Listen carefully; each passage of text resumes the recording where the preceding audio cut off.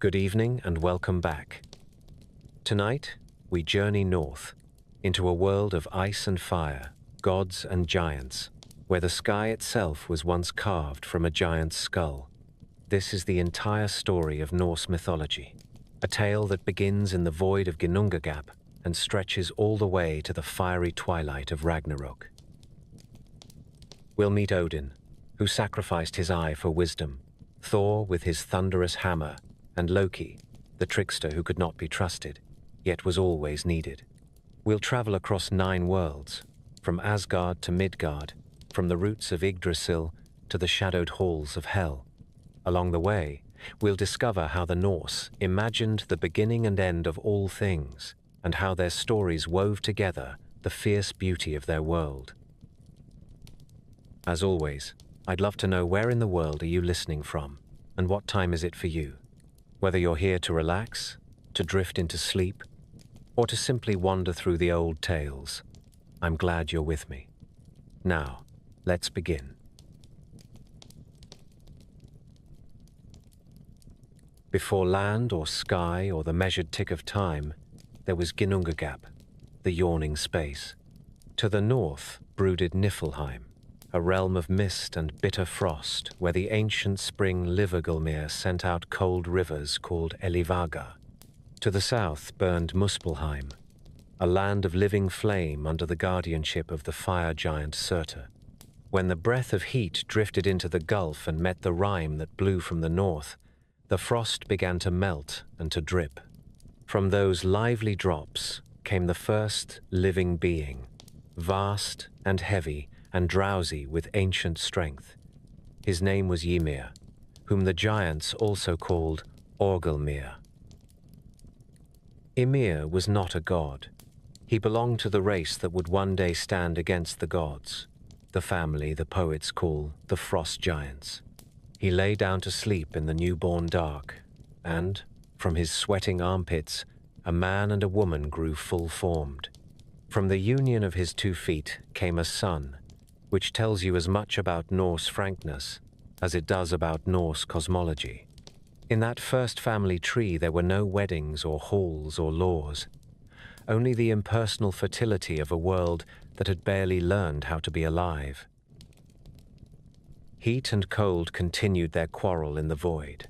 From the rime that did not turn into giants there rose a second and gentler creature, the primeval cow Audhumla. Her hide glistened with frost. 4 rivers of sweet milk streamed from her udder, and on this milk Ymir fed, a child of ice kept alive by a mother of snow.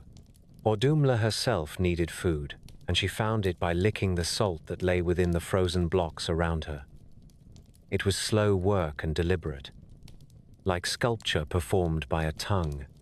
On the first day of licking there came a tuft of hair from the ice.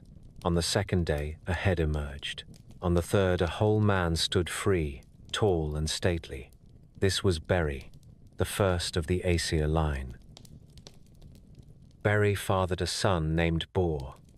Bor took as wife the giantess Bestla, daughter of Bolthorn, whose name means evil thorn.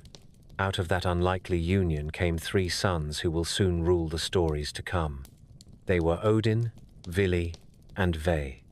Their birth marks the arrival of purpose, where Ymir embodies bulk and blind growth, and where Audhumla is life in its patient animal form. The 3 brothers bring will and craft and decision. In them, the Norse imagination moves from the undirected fertility of the beginning to the deliberate work of mind and hand. We should pause over the balance of these origins, because Norse myth never pretends that order was easy or that it belonged to any one side. The first cow is not of divine courtly stock. The first giant is not evil through and through. The gods arise from a marriage between a son of the first god and a daughter of the first giant. The world is a mixed household from the start, the children of mist and the children of flame sharing a cradle. That is why the poems speak with such confidence about the inevitability of conflict. Kinship binds friend to foe even before the first spear is lifted. Ymir, meanwhile, kept begetting the frost giant race, and with it came the hint of threat. He is a reservoir of raw matter. He is not wicked in a modern moral sense, but he is dangerous in the old practical sense, a force that can drown fields simply by rolling over in his sleep. The three brothers grew and watched and learned. They looked out across Ginnungagap, where sparks flew from Muspelheim and settled on the breath of the north, and they understood that power unused is as wasteful as famine. The sources that preserve these tales speak with a plain force that suits their subject. In the poem of the seeress, the beginning is a void that gaped. In the lore of the Skalds, the cow licks salt from rime for 3 days, and a patriarch steps out of the ice. We are meant to feel the strangeness and the simplicity at once. Nothing is yet measured by a sun that rises and sets. Days are counted by the rhythm of a tongue against a block of salt. Family starts not with vows in a hall, but with sweat and stone. From these few figures, the whole story will unfold. Ymir will be the source of substance. Audhumla is the provider who keeps the first life alive until something more self-sufficient can stand. Beri and Bor are the thin, bright line that leads to Odin and his brothers, and through them to craft, to speech, and to the ordering of things. We end this first movement at the moment just before the decisive act, with the giants multiplying in the dark and the 3 young gods looking upon the world as a work that waits for a maker. The 3 brothers looked upon an unfinished cosmos and chose to act. They confronted Ymir, the ancestor of giants, not because he was malicious, but because he was vast and unchecked, a living storehouse of matter without measure or mind. Their attack shattered the stillness that had filled Ginnungagap since the first Thor. When Ymir fell, his blood poured out in torrents and became the oceans, a flood so great it drowned nearly all his kin.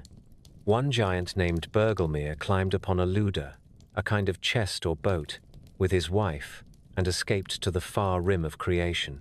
From that pair, the later giants descended, and thus enmity survived the deluge. From Ymir's flesh, the brothers pressed the land into being.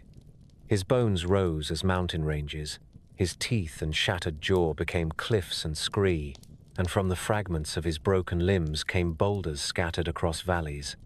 They flung his skull high above and made of it a vault. To keep that sky from falling, they stationed 4 dwarfs at its corners and gave them names that are maps. Nordri stood to the north, Sudri to the south, Ostri to the east, and Vestri to the west. Within that dome they set the ornaments of heaven, taking sparks from the fires of Muspelheim and kindling them as stars.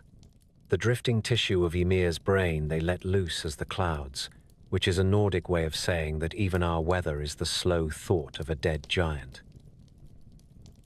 The brothers did not bring light only for beauty. They measured time. They took Sol, whom the poems speak of as a radiant young woman, and set her to steer a chariot that carries the Sunday. 2 horses draw it, Arvaka and Alsvid, and a shield named Svalin rides before the team so that the world does not burn. They took Mani, who tends the phases of the moon, and set him on his own path. Mani is said to carry with him 2 children, Bil and Huki, whom he took from a well on a winter night while they were bearing a pail across a pole. To explain the daily terror of eclipse and the ceaseless passage of days, the poets add another layer. Wolves, Skoll, and Hati chase the sun and the moon across the sky. When the year grows old enough, the wolves will bite, but for now their pursuit simply keeps the chariots moving. Night and day were also given form, so that people would know when to rest and when to stand to their work. Night is a woman of giant blood named Not, dark and wise, who rides a horse called Hrimfaxi. From its bit foams the dew that lies on the fields each dawn. Day is her son by a god named Delling, and he rides Skinfaxi, whose mane lights the sky each morning. In this way, the Norse imagination sets rhythm in a world that had only recently learned to beat a pulse. Order on earth required shelter as well as calendars. From the eyebrows of Ymir, the brothers built a strong enclosure around the new land of men. They called it Midgard, the middle enclosure, a ring wall between the safe fields and the untamed edges of the world. Beyond that barrier stretched the cold reach of Jotunheim, where the giants would gather again. Between these two realms, a boundary forest grew thick and dangerous, a reminder that the line between kin and foe was drawn by necessity rather than disgust. Later, the gods would lay a road in the sky, a shimmering bridge men called the Rainbow and the Scalds called Bifrost, to link their own high realm with the Middle Lands. But for now, the wall of eyebrows and the wash of ocean marked the limits of humankind. The gods also confronted a problem beneath the ground. From Ymir's decaying flesh came creeping things. The brothers took pity, or perhaps found use, and they shaped the maggots into a race of small folk with minds and speech. These became the dwarfs. They live in stone halls and caverns, and spend their long years practicing the crafts that bind the world together. Old lists give their names in rapid chains that sound like hammers on an anvil. Among them are Dvalin and Althiof and Modsognir, who rule in the deep places. Time will show that the greatest treasures of the gods flow from their forges. In this first chapter of making, they are chiefly the hinge points and corner posts that keep the sky from sagging and the earth from coming apart. With heaven steadied and earth in place, the brothers turned their attention to beings who could walk upon the shore and look up at the new stars. On the sand by the sea, they found 2 trunks of wood, one ash and one elm, worn smooth by the water. From these they carved the first man and the first woman. They named them Ask and Embla. Odin bent close and breathed into them the spirit that lets flesh rise and speak. Vili gave them mind and the quickness that awakens in the eye. V granted them shape and voice and the power to hear and to feel. In some tellings, the gifts are counted slightly differently, with breath and wit and goodly color, but the meaning holds. They were made alive and aware and fair to look upon. The gods set Ask and Embla within Midgard, inside the wall that keeps the sea of Ymir's blood at bay. In that circle they would build halls and make laws and marry and grieve and sing, and in time they would people the earth with many tongues. The brothers then fixed the measures by which life should be kept. They set the course of the sun so that summer would not swallow the year, and they set the course of the moon so that winter would not last forever. They taught men how to count nights by the faces of Mani, and to know the passing of seasons by the tilt of light on the horizon. The poets speak also of summer and winter as persons with fathers of different temper. Summer comes from a kindly sire whose name means pleasant wind. Winter is born from a father whose name suggests biting cold. It is a way of saying that weather is kin to character, that the land itself has moods that must be respected. Not everything was security and neat measure. The gods understood that the new world sat poised between long memory and quick forgetting. They therefore appointed stewards over fresh-made places. Wells bubbled under roots that would soon be named, and creatures took their stations. An eagle settled into the high air, and something ancient gnawed at the hidden roots of the earth. A small squirrel ran messages that were mostly insults, which is a Scald's way of saying that even in ordered worlds there is gossip, and even gossip leaves marks. These touches belong to the larger map that will unfold in the next chapter, but they belong here as well because they show the makers working with an eye toward balance. They do not erase strangeness. They give it a place. There is one more detail that belongs to the making as the Norse tell it. The gods walked over their work and gave names to things.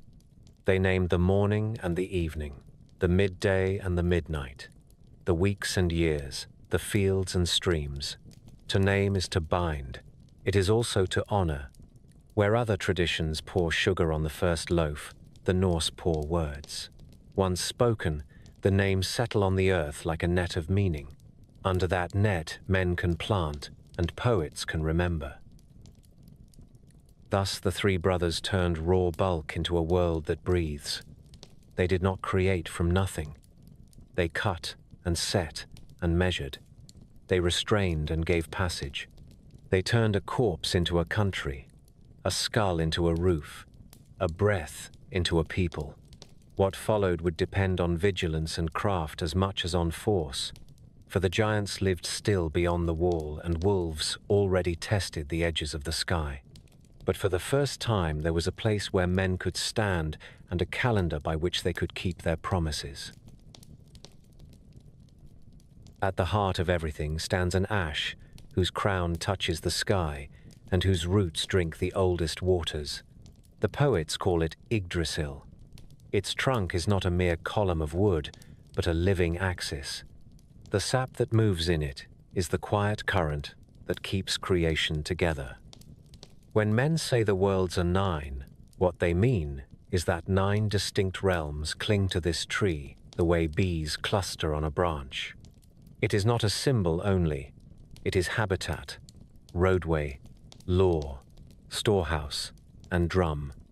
When it shivers, fate shivers. When it flourishes, the world is steady. 3 roots hold Yggdrasil firm. Each runs to a different quarter of existence and sinks into a different well. One root reaches to the plain, where the gods sit in council. There the Norns keep watch beside the well of fate. Their names are Urd for what has been, Verdandi for what is becoming, and Skuld for what is owed. They do not weave on a loom in the tidy way of later tales. They carve on wood, they score on living bark, they draw water and mix it with a white clay that shines, and they paint the trunk so it will not split. Around them stands sand and green turf that never withers, because they bless it daily with that water. From their bench of roots the gods receive justice and time itself, for no oath holds and no promise lasts, unless the Norns have allowed it to be written into the grain of the world tree. A second route runs outward to a land of stone and frost where giants keep their counsel.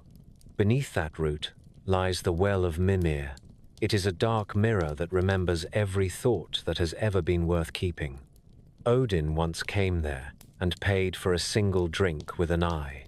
The price tells you the value of what is stored in that water. In later seasons, Odin keeps Mimir's head with herbs and spells and carries questions to it. But the head is only the portable part of a deeper wisdom that belongs to the root and the well together. When the All-Father leans over that water, he sees not flattery but measure. He understands that holding the center requires harsh bargains, and that the keeper of memory is often silent. The third route dives down into a realm of mist where cold streams are born. There the well called Hvergelmir boils and smokes, and around it creep many snakes that are slow and patient. The greatest among them is Nidhogg, who chews at the root with a hatred that never tires. He is not a simple villain. He is the necessary appetite of endings. He reminds the living that wood is edible, and that even sacred ash is still ash. From that underroot come the waters that feed the first rivers, and from those rivers come fog, rain, and the dew that beads on the grass at morning. In some songs, the droplets that fall from Yggdrasil are called honeydew and are food for bees. The image is exact. From the high crown sweetness springs, but from the black root acid works as well.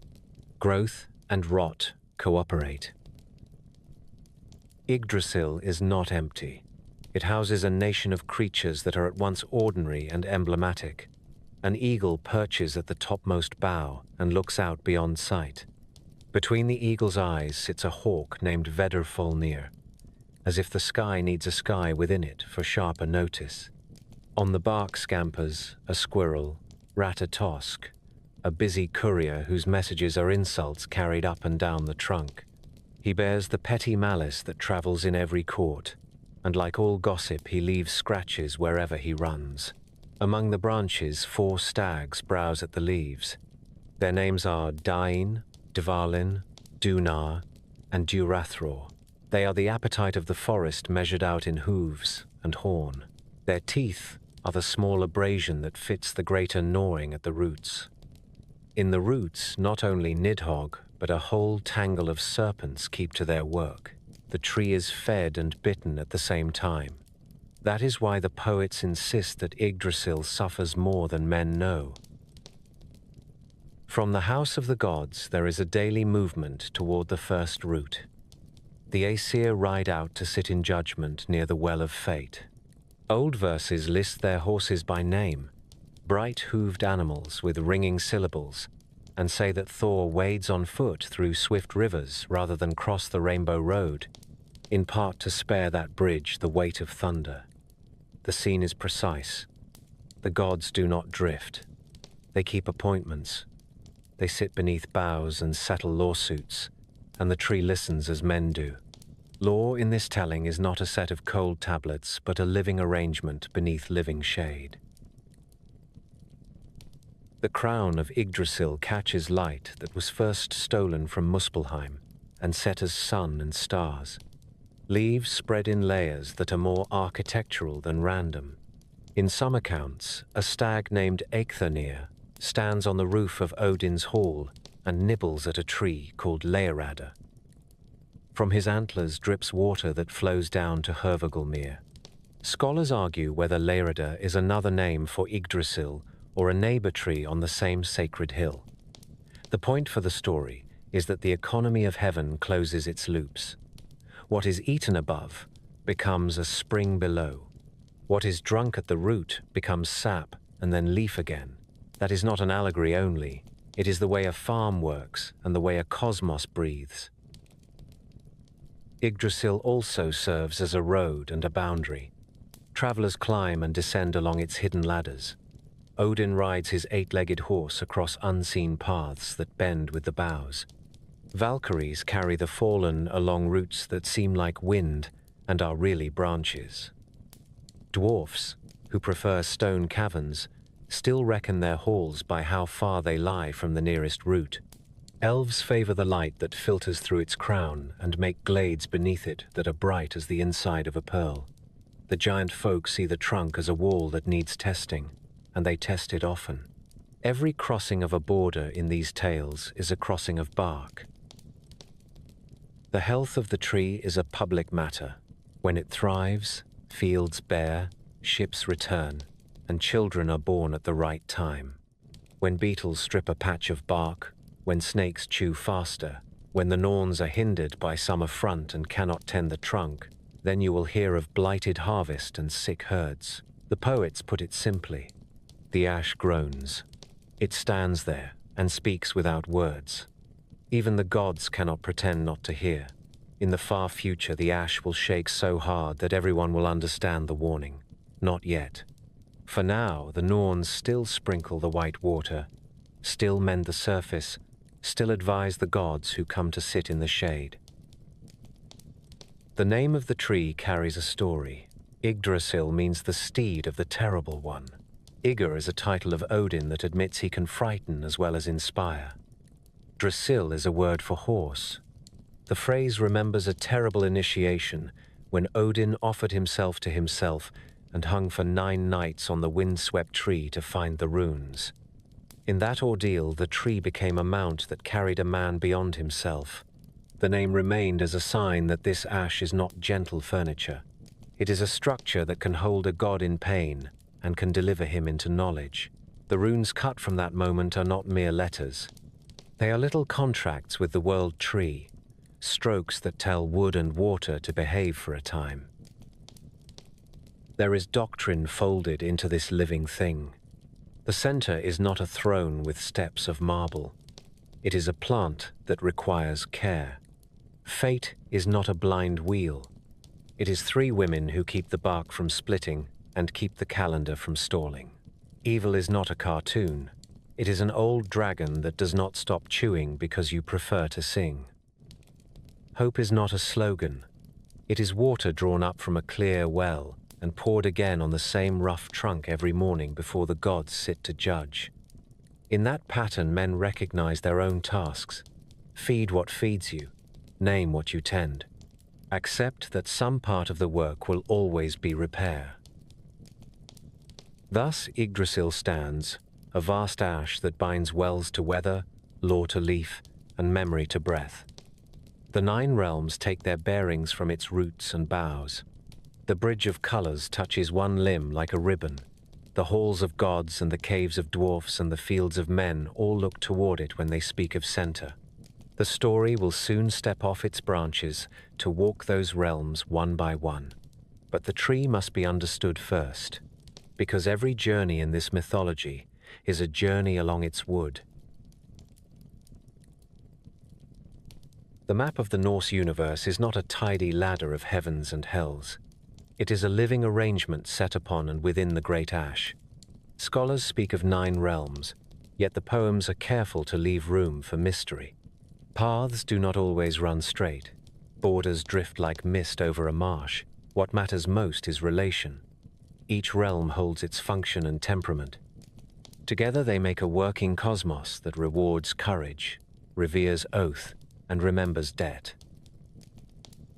Asgard sits in the high reaches where the air is clear and the ground rings with iron shoes. It is the stronghold of the Aesir, the court where law and war and poetry share the same table. On the field called Yggdrasil, the gods meet in council. There stands Gladsheim, the many-benched hall of judgment, and near it Valaskjalf, where Odin's silver roof catches the light. From the high seat named Halidskjalf, Odin looks out and sees the doings of worlds.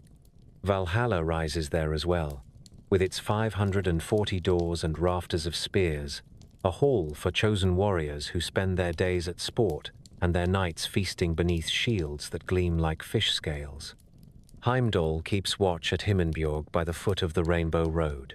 His hearing is said to be so keen he can catch grass growing and wool thickening on a sheep.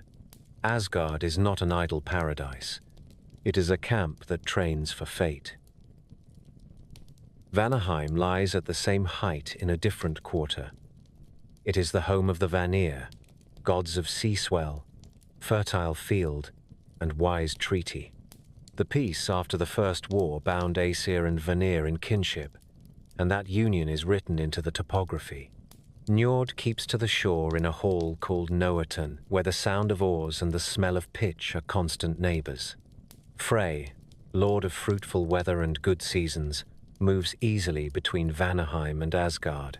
Freya brings the art of Seder and presides over a field called Folkvang, where the best among the fallen share her hospitality.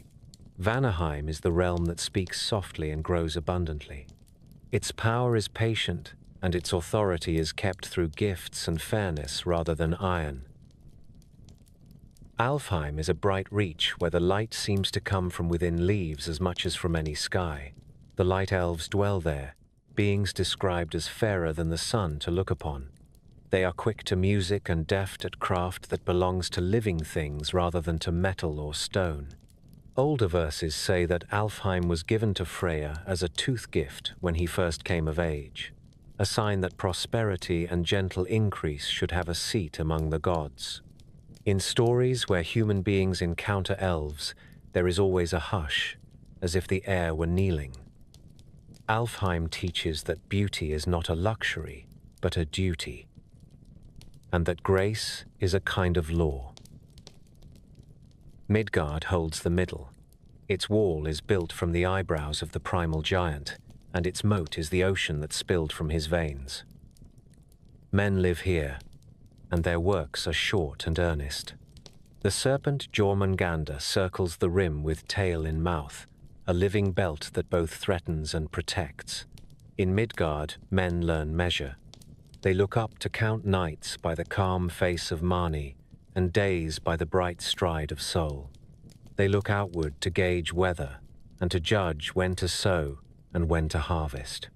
They look inward to keep faith, since law without memory is only noise. The gods walk here often, not only to show favor, but to test whether men are still worth the trouble of a wall. Jotunheim stretches across cold mountains and iron rivers. Giants dwell there. not as comic brutes, but as ancient powers with old rights. Some are coarse and dangerous, some are handsome and grave. Many are wise. Strongholds like Utgard stand there where a king of giants sits with riddles and illusions that can humble even a thunder god. The boundary with Midgard is not just geography but temperament. It is the line between settled speech and the rough talk of stone and storm. Yet the line is also kinship. Frigg's friend and rival is a giantess. Skadi the huntress, daughter of a giant, marries into the gods and keeps her bow even in a bridal dress. Jotunheim is the necessary adversary. Without it, courage would have no exercise and cleverness would grow dull.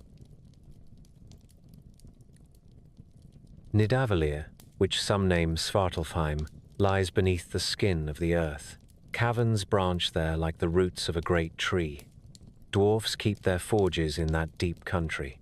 They are the masters of binding fire to form, and their memory for contracts is longer than a winter night. Old catalogues run through their names as a skald warms his tongue before recitation. From their anvils come rings that drip gold, ships that fold like cloth, boars with bristling light, and a hammer that returns to the hand that throws it. Scholars debate whether the dark elves are the same folk as dwarfs or a neighboring people. The poems leave the answer pleasingly unsettled. What is certain is that this realm stores the knowledge of temper. Nothing there is made in a hurry. Every good thing must be struck and cooled and struck again. Niflheim broods in the far deep where breath smokes and sound carries poorly. From the well called Havagelmir there rise many rivers whose first names are like curses, and they creep outward under rim ice until they fall from the world's edge in a glitter of knives. In that region dwell swarms of snakes led by the ancient eater Nidhogg, who gnaws at the root of the ash and reminds all folk that beginnings decay. Niflheim is not malice by intention. It is endurance and cold accounting. It is the part of the world that refuses to be charmed. Muspelheim is the opposite quarter. There the air moves with heat and sparks fly up like flocks of starlings. Surtur stands at its frontier with a flaming sword that glows through the marrow. The first stars were taken as sparks from this place and set into the high dome. The lesson here is that fire is both tool and judge. It gives light to calendars, and it destroys what has not been built with care. Muspelheim waits. It does not negotiate. It does not forget. Hel, also called Helheim, lies down a hard road beyond the Golden Bridge. Hermod later will ride that way with news in his mouth, and he will return with a condition that cannot quite be met. The realm takes its name from its queen, daughter of Loki, half fair and half corpse pale, who receives those who did not die with sword in hand or under the wing of a shield. Her hall is Eljudnir. Its plate is hunger, its knife is famine. The threshold is a drop that stills the heart. The river Gjöll runs there, and the bridge called Gjallabru arches over it with a glow that is not warm. A maiden named Modgud keeps the crossing and asks sharp questions. At the cave called Gnippahellir, a hound named Garm bays at the scent of souls. On the shore called Nastron stand houses twisted from the spines of the faithless. Their venom drips from the roof and the ground is not safe to lie upon. Yet most who go to hell are not cowards or villains. They are simply the ordinary dead. They dwell in shadow and remember the taste of air. The realm is somber, not spiteful. These 9 are not arranged in a simple stack.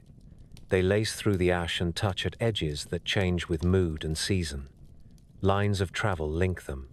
Bifrost runs between Asgard and Midgard, bright as wet silk, strong enough for daily use but not for a full charge by the storm god, who prefers to ford his rivers on foot.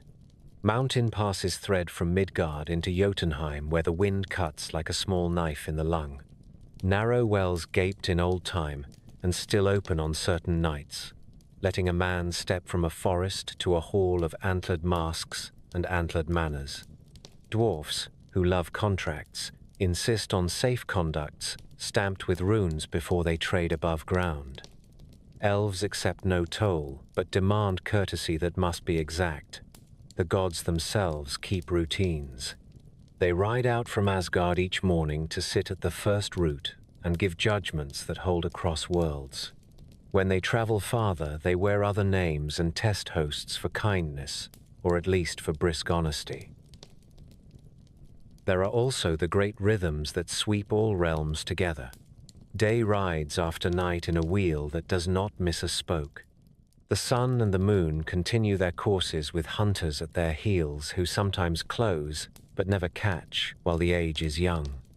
Winds climb from the deep cold and descend again with salt in their hair.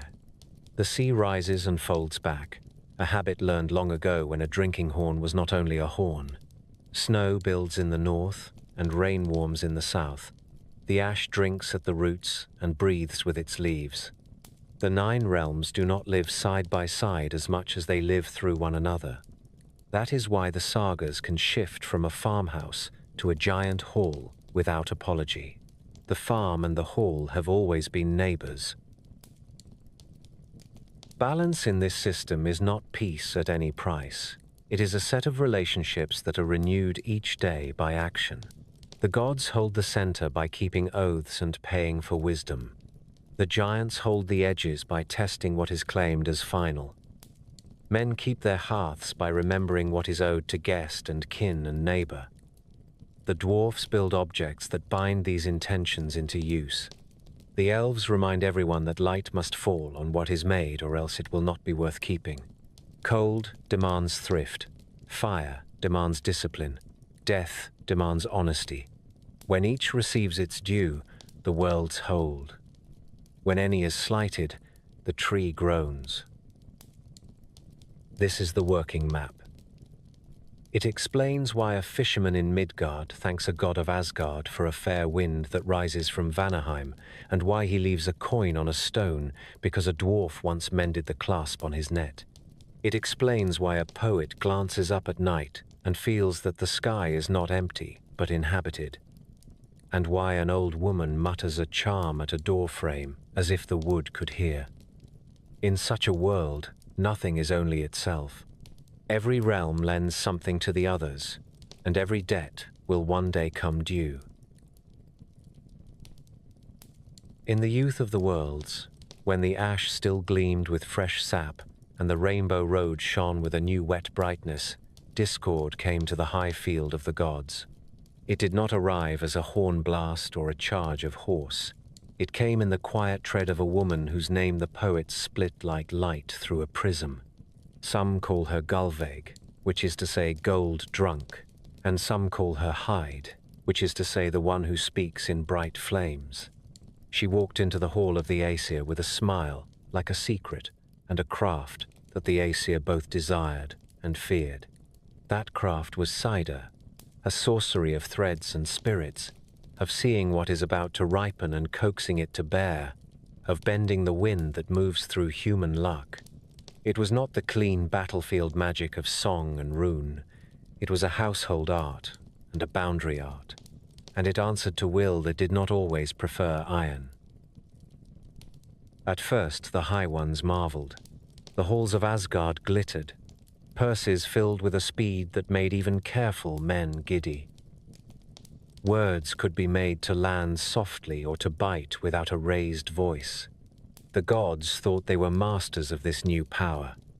They were, for a short while, its delighted apprentices. Then they saw what it asked of them. Cider asked that someone sit apart and enter a kind of trance that made the watcher seem unguarded. It asked that the strong risk, a posture the strong despise. It asked that value be found in unusual places, and that desire be named without armor. The Aesir were a people of law and spear and measured song. They judged that the art was beneath them even as they found themselves unable to stop using it. The old poem of the wise woman says that they tried to end the matter in the simplest possible way. They hurled spears. They burned the woman in their own hall. They did it 3 times to be certain. Each time she stood up from the ash and smiled as if nothing at all had been taken from her. Names in these tales are not worn like clothes. They are states of being. If she is Gulveig, then gold speaks. If she is hide, then shining speech itself refuses to die. The gods had learned that some forces do not go away because you prefer them tidy. They go away only when balanced by a like and lawful strength. The Vanir had taught her arts and claimed her as kin. They were the old neighbors of the Aesir, keepers of fruitful field and fair wind, negotiators of peace and promise. When they heard that the Aesir had tried to burn their priestess, their anger was cool and thorough. They sent no messenger to argue. They made ready for war. The first spear thrown in anger flashed like a change in weather, and the first war of the gods began. No poet gives us a battle roll with dates and standards. What we have is the signature of the struggle on the world itself. The walls around the high field were shaken and split. Spears lay like reeds after a flood. Songs say the Aesir were strong in the open, and the Vanir were subtle in their counters. The Aesir charged and sang charm songs that harden heart and sharpen edge. The Vanir answered with workings that softened iron and sent confusion into ranks without a single visible blow. It was not a contest between brave and coward. It was a contest between 2 kinds of keeping. The Aesir kept order by oath and iron. The Vanir kept increase by gift and craft. Neither could bring the other to heel. Seasons passed according to their offices, which is to say that summer came and winter followed. But within those seasons, seed failed in some places, and in others grew in reckless abundance. Currents shifted along the shores. Nets that had never once come up empty rose heavy with fish, and then, in the next moon, brought only froth. The war had touched the household gods of field and sea. Men felt it in their bread and in the weight of their nets. When men asked the skalds why this must be, they were told a truth that is wiser than comfort. The gods cannot injure one another without the change running through the stems of wheat and the bones of cod. When high things fight, low things pay. The Aesir called parley. The Vanir consented. They met between their realms on a plain with good visibility and little cover, because even the gods prefer not to be ambushed while discussing honor. There they set down their weapons and spoke without shouting. The Aesir admitted that they could not erase Seda, and could not live as if desire and luck were not part of order. The Vanir admitted that field and womb and wind also require a house that can withstand a storm, and a court that can settle envy into fair measure. Each side could tell the other what was wrong with them. Each side could not do without what the other provided. They agreed on peace. Peace among divine houses is not a shrug and a handshake. It is a ritual binding. Both parties stepped to a great vat and spat. They spat on purpose. Spittle is intimate and cannot be faked. It carries the breath of life and the food that made that breath possible. The fluid was gathered and shaped into a being. He rose from the vat, tall and mild-faced, and was called Kvasir. He walked with both households and spoke in ways that settled thought. He was never at a loss for an answer, because he knew how to ask, and because he understood that no single point of view holds a whole world. The figure of Kvasir is not yet a tragedy. It is a lesson. Peace begins when the words of one side can live in the mouth of the other. To seal this covenant, the gods exchanged hostages who were not hostages in chains, but honored guests who promised to live as kin. From Vanaheim came Njord, who understands coastlines and commerce and the patient temper of the sea. With him came his children, Freya and Freya. The sun carries the warmth that wakes seed, and the luck that greets fair bargains. The daughter carries the most complete mastery of Seda ever entrusted to a friend of the Aesir. From Asgard went Hoenir, a chief of noble bearing whose first judgments were clean and quick, and Mimir, keeper of an old head full of counsel. For a time the exchange worked. In Asgard, the presence of the Vanir brightened the fields and made marriages prosper. Freya laughed and ships came home. Freya taught without shame a craft the Aesir had once refused, and she built a hall called Sessrumnir that can grow to fit all who seek true comfort. In Vanaheim, the sword songs of the Aesir were admired, and the habit of swift decision pleased those who had sometimes spent too long weighing the fine shades of agreement. Hoenir presided with a calm that looked like wisdom. Whenever he had Mimir at his elbow, he spoke like a man who had slept well and read widely. This would be a smooth tale if it ended there. It does not. The Vanir noticed that when Mimir was away on an errand, Hoenir's counsels slowed to a stop. The chieftain would look at the ceiling, or at a knot in a tabletop, and say that the matter should be decided by others. The Vanir are not simple, but they are not infinitely patient either. They believed that they had been insulted with a figurehead. They believed they had been given a fine horse that would not pull unless its groom stood close enough to smell the bit. They did something terrible and instructive. They cut off the head of Mimir and sent it back to Asgard in a sack. The Aesir received that sack with a grief that burned without smoke. Odin took the head and spoke to it, and would not let it slide into silence. He anointed it with herbs and sung over it, and taught it the art of staying. The head did not rot. It spoke into Odin's ear, as it had once spoken into Hoenir's. From then on, the Council of Asgard had a counselor who did not need a chair. If this seems gruesome, remember that these myths insist that wisdom is dear, and that things worth keeping are often kept by care that looks stern to the soft-hearted. The death of Mimir ended the experiment of Hoenir's rule in Vanaheim. The Vanir did not call for new blood. They renounced their anger and accepted the cost as paid. The exchange remained balanced by Njord and his children living among the Aesir, and by a shared understanding that had not existed before. Kvasir continued to wander and answer every riddle, a living treaty with a voice. In years to come, 2 dwarfs would kill him and brew from his blood a mead that confers poetry and learns speech, and Odin would steal that mead for gods and men. That later theft belongs to another part of our story. For the moment, we should keep our attention on the fact that peace was made, that its seal walked the roads in sandals, and that the 2 houses of the gods became in truth one pantheon. The lessons of this war do not flatter any side. The Aesir misjudged a power because it made them uncomfortable. The Vanir punished deceit with a deed that could not be untaken. The settlement required each to accept what the other did best. As a result, ships found better winds and courts found surer words. The Aesir learned to honor a magic that works by attention and patience. The Vanir accepted the need for a wall that can hold when cold bites and hunger thinks of other people's grain. The world prospered because the High Ones admitted that strength without growth starves, and growth without strength spoils.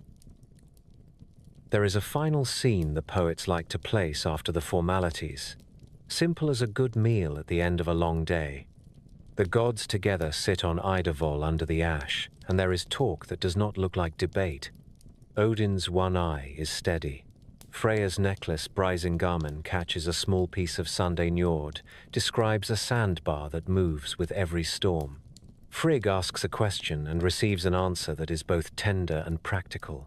Thor snores discreetly in a corner after too much roast and too many cups, while Tyr watches the door and smiles from time to time. Someone asks a riddle. Kvasir laughs before he speaks. It is the sound that remains after a war that no one won. The war did not end with a single trumpet or a last heroic charge. It ended with a recognition, as clean as a north wind, that neither house could do without the other. The Aesir brought iron law, oath, and the proud craft of song that steadies courage. The Vanir brought increase, fair weather, and the deep patience that makes fields and people prosper. They walked onto a bare plain between their realms, set their weapons aside, and agreed to bind peace in a manner that could not be faked. They spat into a great vessel. The act was intimate and solemn because it carried breath and food and the truth of a mouth that cannot lie to itself. From that mingled spittle they shaped a man. He stood up calm and bright-eyed and was named Kvasir. He embodied the truce. Wherever he went, he settled quarrels without drawing a blade. He never lacked an answer, not because he was glib, but because he understood the grain of things and spoke with it instead of against it. He belonged to both houses at once and to neither alone, which is the right condition for a keeper of peace. Peace also requires pledge. Each side gave hostages who were not prisoners but honored guests pledged to live as kin. From Vanaheim came Njord and his children, Freya and Freya. Njord knows harbors and trade, and the sane courage that steers a ship through a white-edged channel. He keeps his hall at Noaton, where oar strokes and gull cries mix with the smell of tar and wet rope. Freya carries the luck of good years, and the rain that answers the plough. He is mild and strong, and he smiles like weather at its most generous. Freya brings the mastery of cider and the unapologetic knowledge that desire is a force to be trained, not denied. She raises a hall named Sesrumnir in a field called Folkvang, where she receives a share of the noble dead and gives comfort without flattery. In all this, the Vanir did not yield their nature. They brought it intact as a gift the Aesir needed. To Asgard went Hoenir and Mimir. Hoenir was tall and comely, and in the first days spoke decisions that pleased every ear. Mimir was older and less adorned. He carried a mind full of counsel and an air that warned fools to keep their voices down. For a time the arrangement worked like a well-set weir. In Asgard, the sea breathed more kindly, the barns filled, oaths took firmer hold. In Vanaheim, judgments came more quickly, and feasts ended with a final word that did not unravel by morning. Then the weakness in the weave showed. The Vanir discovered that without Mimir at his side, Hoenir could not settle even a simple dispute. He would say that others should decide. He would admire the ceiling or the pattern in a board and pass the matter along. The Vanir are patient, not credulous. They believed they had been insulted with a figurehead lent authority by a hidden tutor. Their anger was cold and exact. They took Mimir and cut off his head and sent it to Asgard with no further speeches. Grief in Asgard did not gnash and burn. It worked. Odin took the head in his hands. He anointed it with herbs against rot. He spoke charms that keep speech from fading. He set it in a place of honor and asked it questions as a king asks his steadiest friend. Mimir answered as he had always answered, with counsel measured against consequence. The halls of Asgard kept their advisor, and the price of peace was written in a way no one would forget. Wisdom is dear, and once lost it must be kept by vigilance rather than pride. Kvasir, meanwhile, walked the roads of gods and men. He visited halls where the fire was not bright and the benches were plain. He taught a farmer how to divide a field so that each son would bless the other. He stood in dwarf forges and asked about the temper of iron and why some metal rings true while another sulks and splits. He taught the difference between a riddle and a trap. He set riddles that make men better at their work. He did not shame the slow-witted. He waited while they found the thread, and he praised the knot when it held. In the Skaldic tradition, the greatest praise is to say that a man speaks with Kvasir's mouth. In the oldest tales, his end is dark and will matter later, for two dwarfs will kill him and brew from his blood a mead that grants poetry and learning. For now he lives, and the treaty walks with him. The covenant also changed custom in Asgard. Seda, once scorned, was taught by Freya in a manner that kept its power without dishonoring those who learned it. The Aesir discovered that to govern well, they must know not only what men owe to law, but also what luck owes to attention. Sharp runes and frank spells held the center together. Oaths were made on rings that mattered, and were kept because both houses watched them. Councils at Yggdrasil grew quieter and more exact. The boast at table gave way more often to a promise that could be audited at harvest. Freya became a favorite guest at every threshold. With him, winters bit fairly, and summers did not turn lazy. He walked Midgard as easily as he moved among the gods, and was greeted in ploughed furrows as a neighbor who knows which cloud will break and which will pass. Njord sat with fishermen and shipwrights, and showed them how to read the color of water where the sandbar moves after a storm. Freya moved through halls, and taught women and men alike that craft requires courage, and that love has work to do. The Vanir did not come to conquer. They came to complete, and the difference shows in the way bread rose and arguments ended. The Aesir brought their own gifts to the shared table. Tyr set rules for settlement that kept honor without breeding feuds. Frigg taught that foresight is not fear, and that a mother can keep a house from vanity as easily as from hunger. Thor learned to sit in judgment without breaking the bench, and sometimes even without speaking. Even Loki, before his turn toward the worst of his nature, watched and learned how a clever word can mend a ripped friendship as well as it can cause one. Peace is not a spell that lasts without maintenance. It is a set of habits that are watered daily. In the years that followed, the gods remembered the day on the bare plain and kept that memory near when the old habits of suspicion stirred. The sight of Mimir's preserved head in the high hall made princes and poets lower their voices. The gentle authority of Kvasir prevented more fights than any spear. When envoys came from distant halls, they saw two houses seated together without stiffness. The truce had become kinship. The pantheon truly was one. Thus, the covenant of peace did what wars never do. It gave the world more life than it took. It bound iron to rain and law to increase. It made a place where both blade and blossom could be honored without apology. In that balanced order, the story can now move to the work of building and keeping, for after peace comes the work of walls and the testing of wit.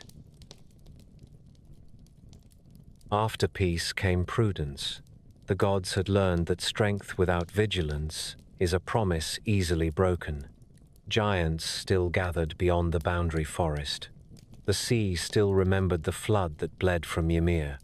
The high field needed a rampart that would slow the next calamity and give the watchman time to sound his horn. So the Aesir sat in council on Yggdrasil and spoke of stone and plan. A stranger arrived while they debated. He was broad-shouldered and close-mouthed, the kind of worker who lets his hands introduce him.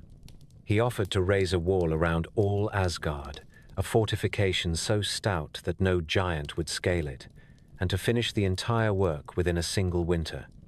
His price struck the hall like a cold wind. He asked for the goddess Freya as his bride, and also for the sun and the moon.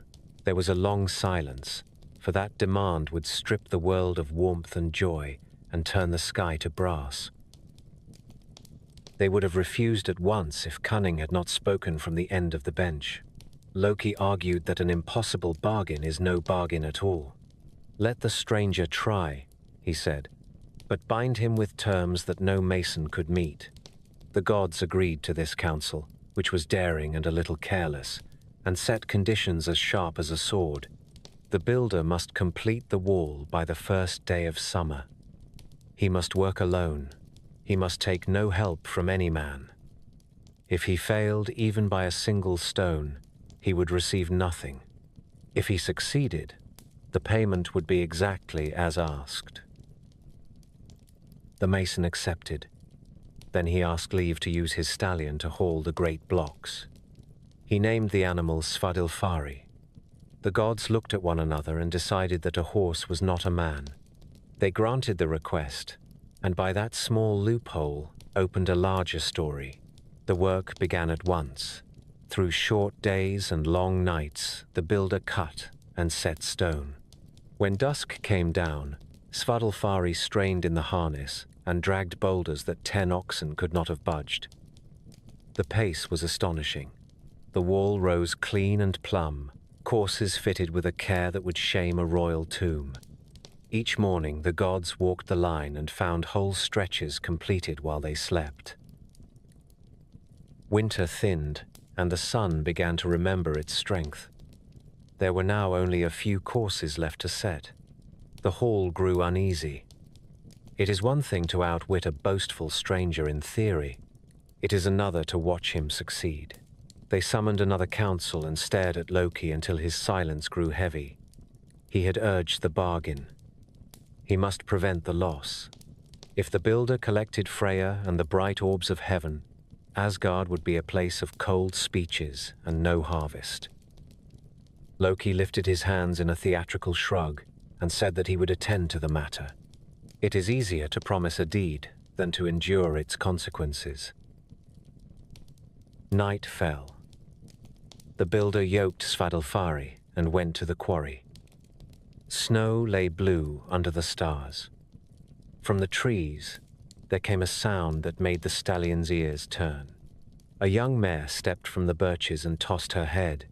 She was small and quick and beautiful, and she smelled like spring grass after a storm.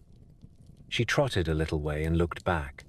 Svadilfari forgot the trace chains and the stone that waited in the sled. He whinnied, tore himself free, and followed her into the shadows. The builder cursed and ran after them, but he could not match a lover's legs. The 2 horses vanished among the trunks, and the mason found himself alone under a pale moon with a useless sledge. All night the stallion did not return. All morning the builder searched and swore. At noon he tried to set stones without his helper, and discovered that his strength, though formidable, was not enough to move what he had planned to move. Evening came empty.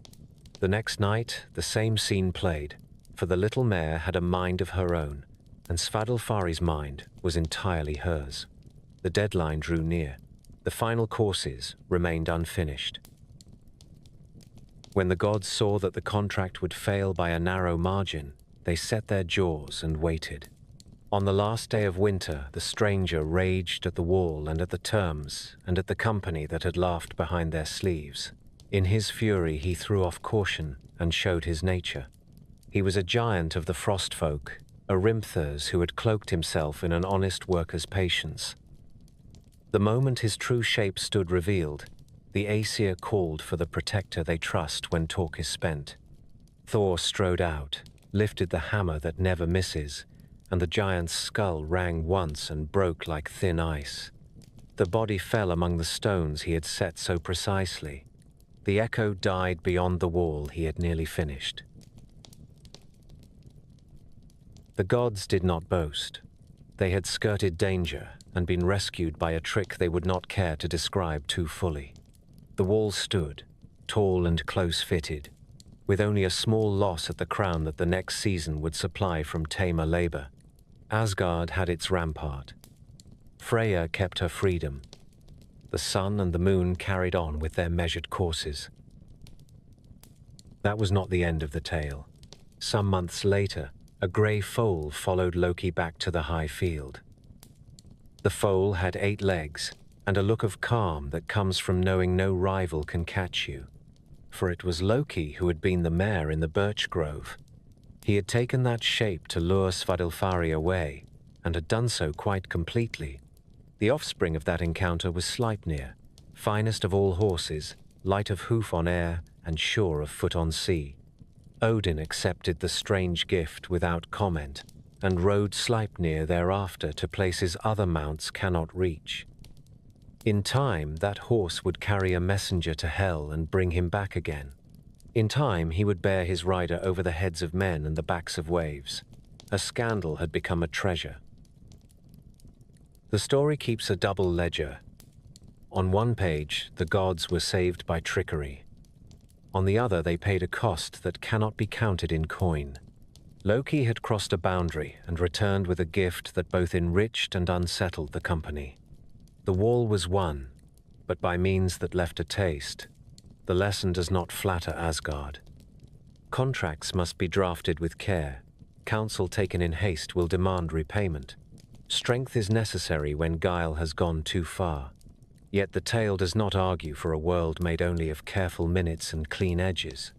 It argues for watchfulness, for honest work by day, and for an understanding that the night will sometimes require an art that does not sit comfortably at the oaken table.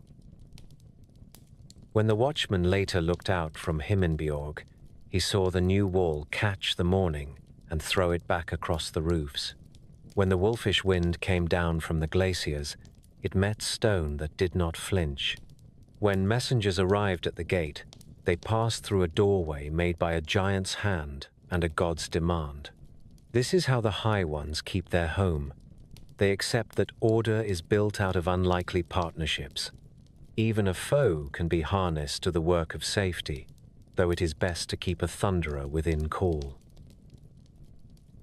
The new wall had hardly settled upon its foundations when mischief struck within the gates. Loki, restless as a spark in dry straw, crept behind Sif as she slept and sheared away her famous hair. In the morning, the hall saw Sif shorn and ashamed. Thor rose from the bench like weather turning. He seized Loki and promised to quiet the trickster forever unless the golden hair returned to Sif's head as if it had never been touched. Loki pleaded for time and escaped down into the halls of the dwarfs where the anvils never cool. He went first to the sons of Ivaldi, master smiths who work in caverns that smell of coal and clean metal. He bargained and flattered and swore that their names would be sung in Asgard if they would create a marvel. They drew out gold as a baker draws dough and spun it into strands finer than wheat at harvest. The gift they placed in Loki's hands looked like a soft fall of sunlight. When set upon Sif's scalp, it would take root and grow, and it would never dim. The same workshop then shaped two further wonders. For Odin, they forged a spear called Gungnir that would bite cleanly and never miss the mark.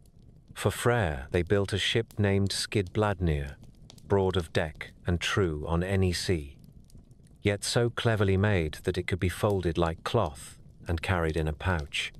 Loki, seeing a chance to rise from fear to praise, decided that 3 gifts were not enough. He crossed to another forge where 2 brothers worked with fewer words and a steadier rhythm. They were Sindri and his brother Brokkr, though some call the maker by the name Eitri. Loki spoke as a merchant speaks when the stall is closing. He boasted that the sons of Ivaldi had made treasures beyond compare. He laid a wager of his own head that these brothers could not do better. Pride and craft smiled at each other, and the brothers agreed. Sindri laid a lump of pig iron on the anvil and told Brokkr to keep the bellows going without falter, no matter what happened. Loki changed his shape into a biting fly and set about ruining the work with a persistence that would have impressed a saint if saints had reason to admire flies. As the iron glowed, Loki fastened on Brokkr's hand and drove in his sting. The dwarf kept the bellows breathing, as if he were the wind itself. Sindri lifted the lid of the forge and drew out a boar. Its bristles were gold. They shed light enough to run through night forests as if it were noon.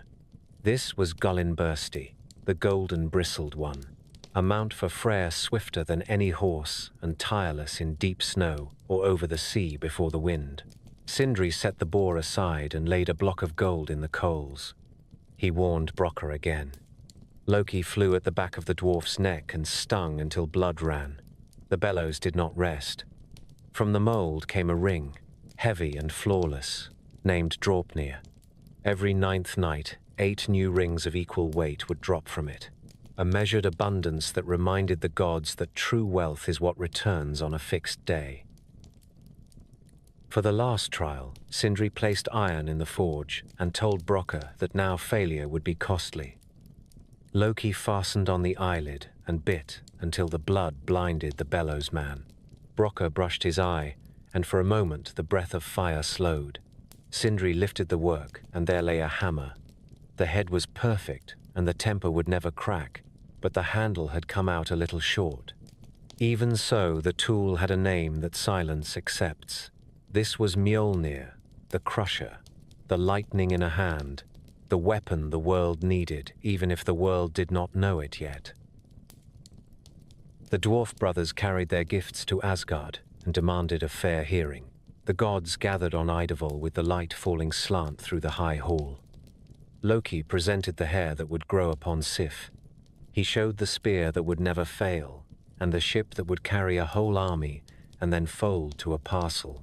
Brokkr stepped forward with the boar to light the dark, the ring that renews itself, and the hammer that returns to its owner when thrown. The assembly judged with the care of men who have seen fraud and know how to smell it. They ruled that the brothers had won. Mjolnir weighed most heavily on the scales because it would stand between Asgard and ruin when giants came over the ice. Brokkr then asked for payment according to the wager. Loki's head had been pledged. Loki smiled with the air of a scribe who has found a clause. He conceded that his head could be forfeit, but his neck had not been part of the bargain. To cut off the one without harming the other was impossible. The gods are not a court for tricks, yet they enjoy a tidy point when it serves justice. Brokkr accepted that he could not claim the neck, but said nothing about the mouth. He took a thong and a bodkin and sewed Loki's lips shut, so that for a time the hall rested from quick remarks that cut deeper than they seemed. When the stitches were loosed later, the scar remained as a reminder that speech is a tool and a hazard. The gifts were distributed with ceremony. Sif's golden hair was placed upon her head and took hold like ivy. It grew at once and shone, and with it her honor stood whole again. Odin received Gungnir and marked treaties with its point so that oaths would hold. He took Draupnir as well and set it upon the altar, for the ring measures time and brings steady bounty. Freya claimed Skidbladnir for the season when the gods would sail north, and for every journey where a harbor is small and the wind uncertain. He took Gullinbursti as a proud companion for dark rides when the mountain paths are thin as a knife. Thor lifted Mjolnir and felt that his hand was at last complete. The hammer would crack the skull of any giant. It would return when thrown. It would bless a cradle and a marriage bed with the same sure grace it carried in war.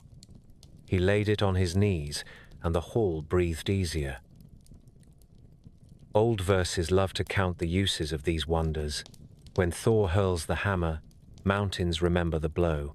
When Odin casts Gungnir in the air before battle, he dedicates the field to himself, and fate tightens. When Freya raises the bristled boar, harvests remember how to fill grain jars. When Skidbladnir is spread, it holds a troop of gods, and when it is folded, it fits beneath a cloak. When the ninth night comes, Draupnir drops its golden brood, and the chest in the temple is full in a way that is both literal and sacred. When Sif walks, the light plays on her hair, and men recall that beauty restored is not vanity, but a sign that a house is sound after a storm. It is tempting to say that Loki learned a lesson. He learned a technique. He would play the forges again in other tales, and not always for good. Yet even here, where spite began the business, the end was a strengthening of the realm. Asgard now had tools worthy of its charge. The gods saw that craft is the equal of courage, that law without gifts is cold, and that gifts without law beg to be stolen. The dwarfs returned to their caves with the satisfaction of makers who have matched a boast with a proof. The trickster nursed his mouth and thought about vengeance in a way that would later cost the world. In the evenings that followed, when the council was done and the meat was carved, Thor would sometimes set Mjolnir on the table and draw a finger over its edge as if to greet an old friend. Odin would weigh Draupnir in his palm and feel time like a heartbeat. Freya would call for Skidbladnir to be opened in the yard, just to watch the ribs spread and the sail catch a friendly breath. Sif would unbraid her hair, and it would fall like a river over her shoulders. In such moments, the gods looked less like legends and more like people who know what it means to keep a home within a dangerous world. Among the many names of the High God, there is one that rises whenever the subject is knowledge won at cost. He is called the All-Father not only because he leads the company of gods, but because he feeds his mind on every source of counsel he can reach. Valor is common coin in Asgard. Clear sight is rarer. Odin desired that sight so completely that he sought the oldest spring beneath the world tree, the well kept by Mimir, whose advice endures like iron in cold water. The road to that place is not easy. It lies under a route that runs outward toward the countries of giants, where stone holds its breath and wind is lean. There Mimir sits as if grown from the same rock, a guardian who does not flatter the thirsty. The water he keeps is not a fountain for travelers, but a store of memory gathered since the first Thor. It does not give answers to those who want shortcuts. It gives a pattern only to those who will carry the weight of it. Odin came to the well and asked for a drink. He did not plead. He stated his need as a king states a claim. Mimir answered as keepers answer when they know the price of their charge. He named a pledge that would mark the bargain forever. The god must leave one eye in the depths. Odin accepted at once. He plucked out his own eye and placed it in the spring. The water took it. In that moment he gained a vision that does not belong to a face. From then on his single gaze looked outward, while the eye below looked into the past and the dark. He paid and he drank. What he learned in that draught was not a mere list of facts. He tasted the way fate grows like a lichen on stone. He saw that counsel matters only when taken before a spear is raised, and that even wise kings must pay for their understanding with something that will not grow back. This first sacrifice made him sharper, not softer. He knew that the hidden grammar of the world was written in signs older than speech, and he set himself to win them. He turned away from feasting and comfort, and undertook an ordeal that no other among the gods even considered. At the heart of the ash, he chose a bough that leans over dark, and there he wounded himself with his own spear and gave himself to himself. He hung for 9 nights and 9 days. He ate nothing and drank nothing. He stared downward where the wind scrapes bark and the root breathes cold from the deep. Old verses preserve his voice without ornament. He says he hung on the tree that no one knows the root of. He says he was pierced and given to the god that he is, which is to say that he paid himself into his own keeping. He says he peered until he saw the shapes of power turn and flash under him like fish just below the surface. These were the runes. They are not decorations, and they are not a mere alphabet. Each is a little treaty between will and world, a stroke that can persuade wood and water and iron to listen for a time. When he recognized them, he reached and seized them. He fell from the branch and stood on the ground again, changed in a way that made even his friends wary. Afterward, he taught the names and uses of the signs to those who could carry them without folly. He kept the hardest work for himself. He learned charms for binding and loosening, for closing a wound and for cooling a fevered head. He learned how to blunt a blade without touching the metal. He learned how to tie a knot in a gust so that a sailor can buy a breath of wind when the sea forgets to move. He learned how to take the heat out of a blaze on a friend's shield, and how to free a hostage without breaking a single link of the chain. The poems count more than a dozen of these workings, and hint at others that are not put into words, because the wise do not boast overmuch about such things. To make his new sight serve more than a single moment, Odin ordered his days around council. He sent his ravens at dawn. One is called Thought, and the other is called Memory. They fly all over the world and return at evening to settle on his shoulders and speak softly into his ear. Their reports are not gossip. They bring the grain of each day, what men dared, what kings promised, what strangers attempted on dark roads and bright seas. In the high hall, 2 grey wolves lie at his feet, and he breaks bread with them more often than he eats himself. He sits while the company feasts and listens, and lets his mind travel along the lines that his eye in the well and his eye and his head together lay before him. Because he had drunk at Mimir's spring, he continued to visit counsel in many forms. He spoke to women who see what is coming when others see only the steam on a kettle. He paid for truth, given by those who live at the edges and do not need the praise of courts. He kept the preserved head of Mimir with herbs and spells, and consulted it still, not as a puppet, but as an elder. He did this without shame. In these tales, a ruler is not smaller for taking advice. He is larger for knowing which advice is dear and which is cheap. These gains did not make Odin gentle. They made him serious. When he sets a spear over a battlefield, he does it as a man who knows what the aftermath will cost in mothers and in fodder and in time, and who still believes that some strife cannot be put off without worse harm. When he bargains with giants, he does not reach for his hammer first, not because he fears them, but because the price of a broken truce is always paid by someone who never sat in a council. When he chooses men for his hall, he chooses not only the bold, but also those who kept their oaths when it was inconvenient. And the poets are clear that this second quality pleases him as much as the first. His worship among men reflects this character.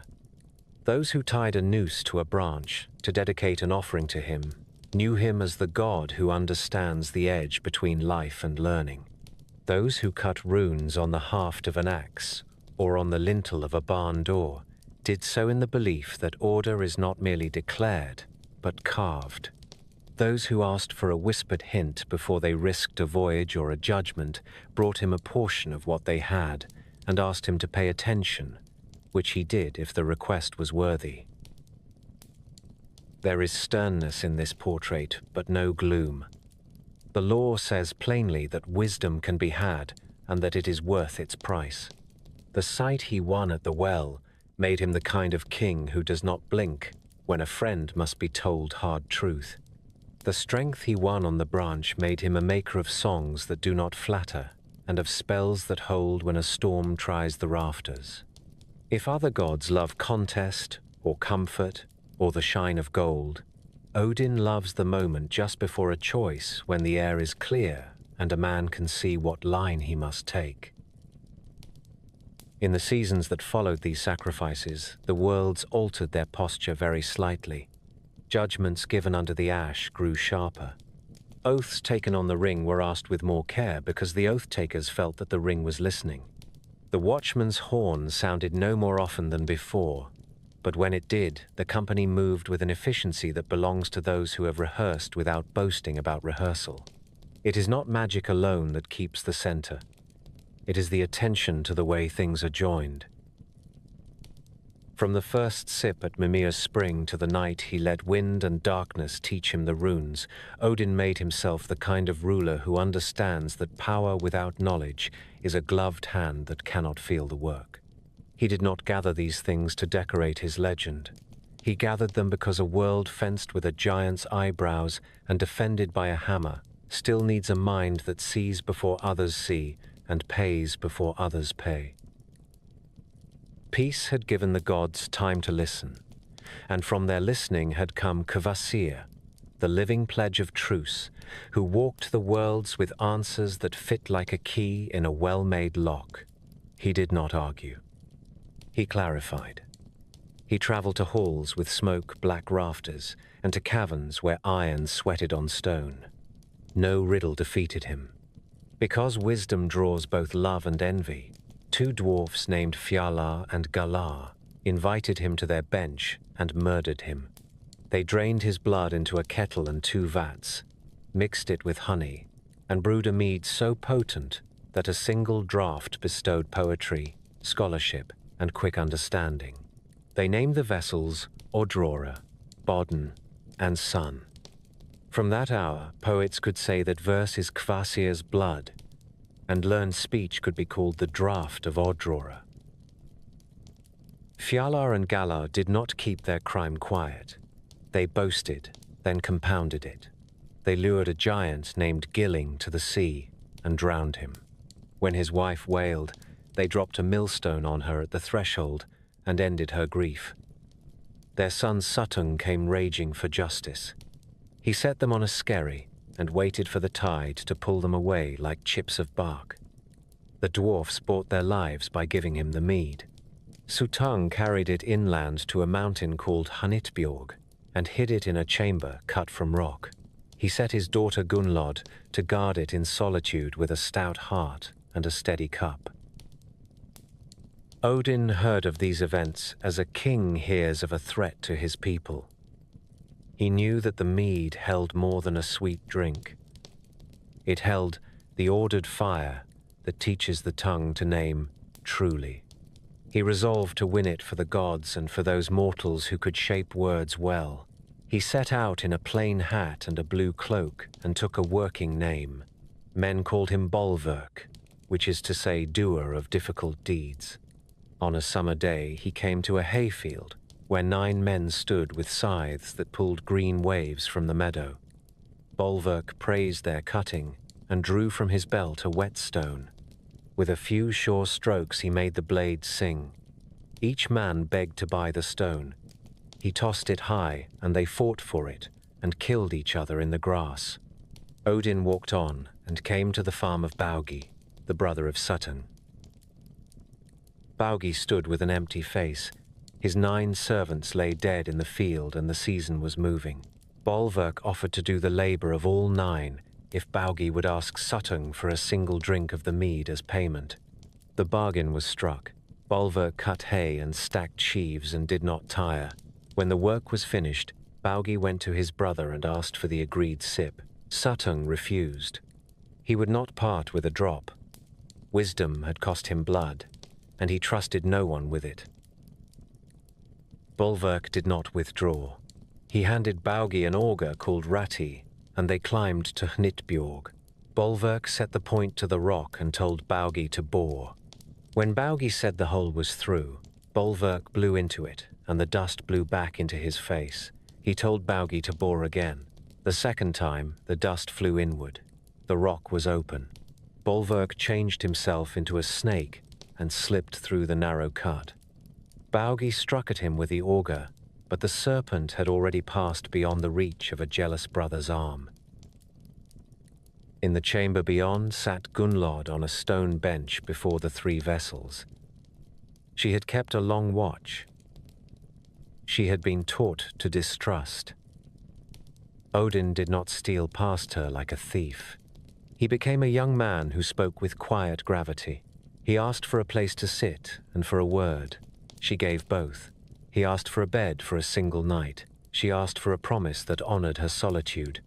He stayed 3 nights and sang to her of dawn on snow and of the kindness that a steady hand shows to a full cup, and he listened when she spoke of a mountain that does not sleep and of duty that does not ask for praise. When the 3rd night ended, she opened the stoppers and granted him 3 drinks, 1 from each vessel. Odin placed his mouth to Oddraura and drew not a sip but a vat. He drank bodden empty. He emptied sun. He had promised 3 drinks, and he had taken 3, yet all the mead was gone into him. He changed shape again and became a great eagle with a shadow that crossed the stones like storm cloud. He beat the chambers with wind and rose into the light. Suttung heard the thunder of those wings and took eagle form to give chase. The 2 shapes rushed above fjord and fell field, over men who raised their hands to shade their eyes and wondered why day darkened at noon. In Asgard, the gods saw their king coming with his belly full of a treasure that must not be spilled into the sea. They set vats near the wall and called to him, as men call to a ship running before a gale. At the last moment, Odin crossed the rampart, flared his wings, and spat the mead into the ready tubs. Suttung, baffled and beaten, dropped from the sky and turned back to his own high crag. Not all of the mead made the wall. A few drops fell along the way. Those scant drippings are said to belong to rhymers who mistake speed for art, and to scholars who carry many facts and little sense. The good portion stayed with the gods to be given as they please. From that day, skalds say that poetry is the drink of dwarfs and the ransom of Suttung and the cargo of the eagle. They call it the wave that breaks on the lip of the wise and the ale that flows from a drawer. They thread kennings like beads on a string to honor the story of its theft and to prove that they are of the company that remembers. Odin did not hoard the prize behind a locked door. He poured from it sparingly and in season. He gave a mouthful to a youth who could listen longer than his peers. He blessed a woman who recited laws so clearly that quarrels ended at her word. He tilted the vat toward a farm boy whose verses kept men at the oar through sleet. He let a few drops splash on a craftsman who then cut runes on a beam with such grace that a hall felt sound when the storm struck. When a skald asked and was turned away, it was not stinginess. It was craft. To waste a vintage is a sin against the vine. The story has edges that teach. The dwarfs show that craft without conscience will trade lives for applause. The giant shows that grief can become avarice and turn to stone in the chest. Gunlod shows that duty can soften without dissolving, and that keeping watch does not forbid love. Baugi shows that a man can be used when he will not learn to say no. Odin shows that cunning in the service of order becomes a kind of harvest. He steals, but he steals a stolen thing and gives it a fate beyond a locked cave. Because of this theft, the North remembered words as work. The mead did not turn fools into sages. It raised the work of the willing. It made verse that could carry a ship through a black water crossing and law that could hold a family through a bad winter. It made historians whose lists do not taste of dust. It made riddlers who do not waste your evening. In the halls where a skald pours out a praise poem, you can hear the echo of an eagle and the whisper of a woman in a stone room who opened her hand to a guest and trusted that what is given in good faith can bless more than one house. When night falls in Asgard and the benches are quiet, a cup sometimes passes that is darker than wine and brighter than water. Odin lifts it and looks into it as a farmer looks into a bucket at a well and judges the day by the reflection. He drinks, and the hall warms by a degree no hearth can supply. The next morning, a new verse comes to a young mouth in Midgard. A sailor, speaking in a low voice, finds the right words to honor a dead friend. A child repeats a proverb that rings like iron and saves an older man from a poor decision. The mead has traveled again by ways that no road shows. Thus, the mead of poetry came into the keeping of the gods. It keeps company with the runes and with the eye that sleeps in deep water. Together they make a triad of Odin's will. He paid, he suffered, he stole. In each act, the end was the same. He made a world of law and risk and song, a little more able to bear its weight. The protector of Midgard does not often sit long at a bench. Thor is at home in the noise of wheels and the smell of storm. When he travels, he rides a chariot drawn by two goats whose names crackle like dry wood in a hearth. They are Tanjost and Tangrisnir.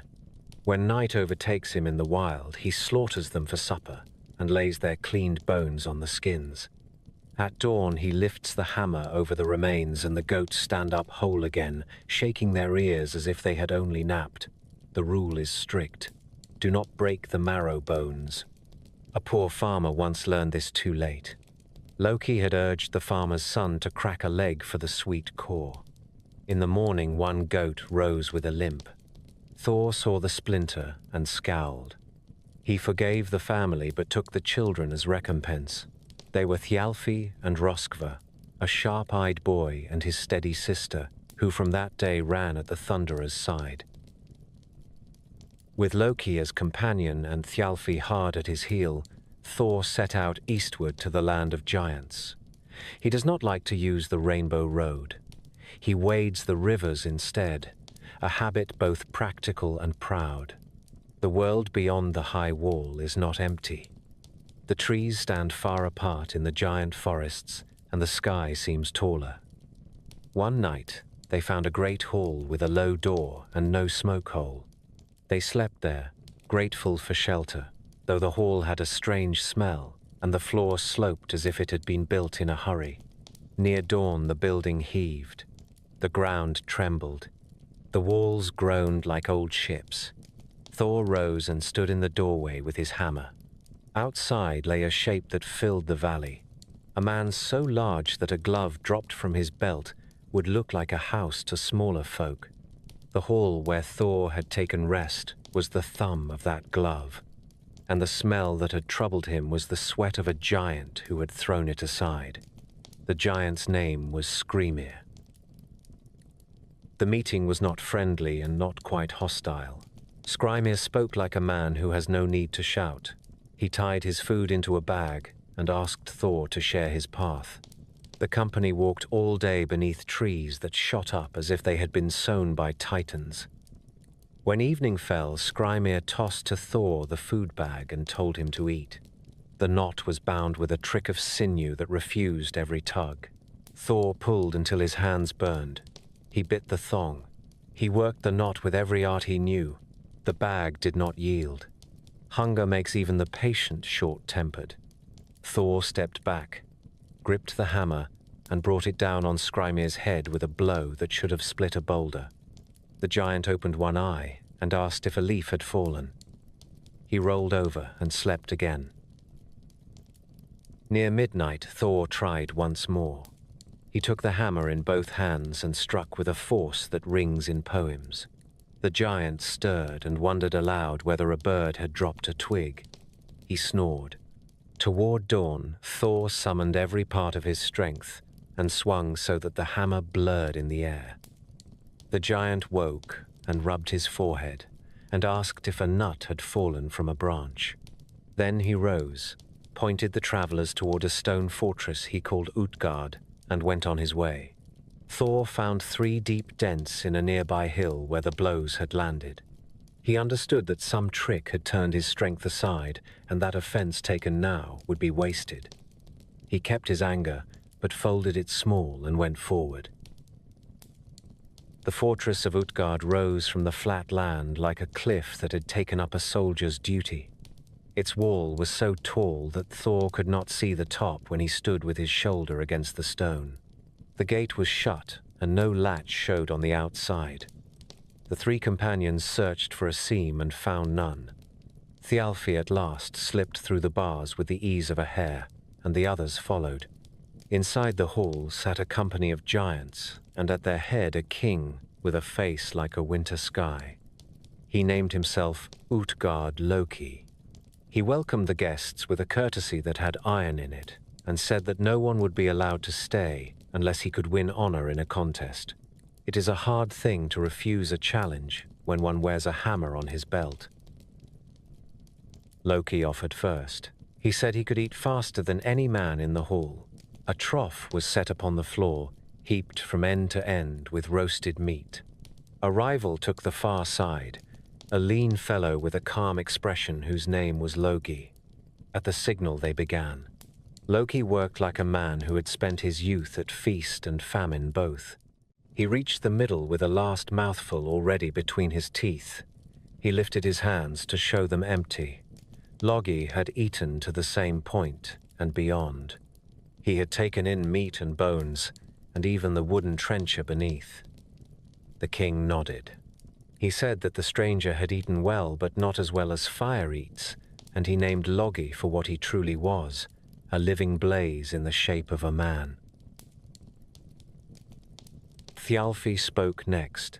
He said he could run faster than anyone in the hall. The king called his runner, a lank youth called Hugi. They took the course on the level ground outside the fortress. The first race was over almost before it began. Hugi crossed the line while Thialfi was still far from it. The boy asked for another try. and the second heat was closer only in kindness. The third humbled him. The king praised Thialfi's courage and then told the truth. Hugi is thought. No foot outpaces it. Now the hall looked to Thor. The king eyed the drinking horn on the wall and smiled. He said that any grown man who wished to be reckoned strong should drain that horn in a single pull, or at the least in two, and certainly in three. The vessel was large, but not beyond hope. Thor lifted it and drank long. When he set it down, the level had dropped scarcely a finger's breadth. A murmur ran through the benches. The king said that the attempt had been gallant. Thor set his teeth and drank again. The fall was little more than the first. A third time he lifted and drank until his chest burned. When he peered into the horn, the ale still stood high. He wiped his mouth and said nothing. Utgard Loki remarked that he had seen many men do better and few do worse. The insult walked the edge of courtesy. Thor kept his hand from the hammer by a thin mastery. The king proposed a different trial. He had a cat, he said, that played at his feet and amused the company. If Thor wished to show strength, let him lift the cat from the floor. The animal was grey and long-backed, with eyes that held a pale cunning. Thor stooped and set his hands under the belly. The cat arched and arched until its back rose like the roof of a hall, and its paws seemed to touch every corner of the world. Thor strained until his knees shook, and at last raised a single paw from the boards. The hall laughed. The king said that he had expected more from the fame of the Thunderer. Thialfi bit his lip. Loki stared at the rafters to keep from speaking. The last test was wrestling. The king said that he had no men quite Thor's size, but that an old woman in his house would match him for a fall. Her name was Ellie. She entered veiled and moved with the stiff grace of someone who counts her steps. Thor gripped her lightly, for he was not without decency, and she answered with a grip that tightened like rope swelled by rain. He threw his weight forward. She bent like a reed and did not topple. He shifted and tried to take her ankle. She set her foot, and his balance went from him, as if the floor had turned to mud. He planted himself and set every muscle in his back. She forced him down to one knee. The hall clapped in rhythm. The king raised his hand and ended the match. The guests were given a place at table and fed well, which is to say that insult here did not lead to murder. Thor sat with eyes that measured distances. At dawn, Utgard Loki walked with them outside the walls and told the truth. He said that Skrymir had been himself, and that the knot on the food bag had been bound with a spell. He showed Thor the hill with 3 deep valleys cut into it. Each was made by a blow that would have killed a giant if it had landed full upon a skull. He said that in the hall he had wrapped every contest in illusion, because he would not risk the ruin of his court by letting the Thunderer use his strength without a leash. Loki had eaten against wildfire. Thialfi had raced thought. The horn had been joined to the sea, and Thor had drunk so deep that men later noticed the shoreline pulled back a little and gave the mystery the plain name of tide. The cat had been the Midgard serpent in the shape of a house pet, and when Thor lifted one paw, he had forced the coils that encircle the earth to shift. The old woman was old age. No man at any time has thrown her. Thor grasped the hammer, white-faced with anger. He stepped toward the king to end the tricks with a clean blow. Utgard Loki raised his hand, and the fortress with its high walls vanished like frost under Sunday. The plain lay empty. The air was very clear. Loki and Thialfi stood quiet, understanding that some victories are refusals and some defeats are lessons. Thor saw that he had been measured by illusions because otherwise the ground itself might have broken. He tightened the strap on the hammer and turned west.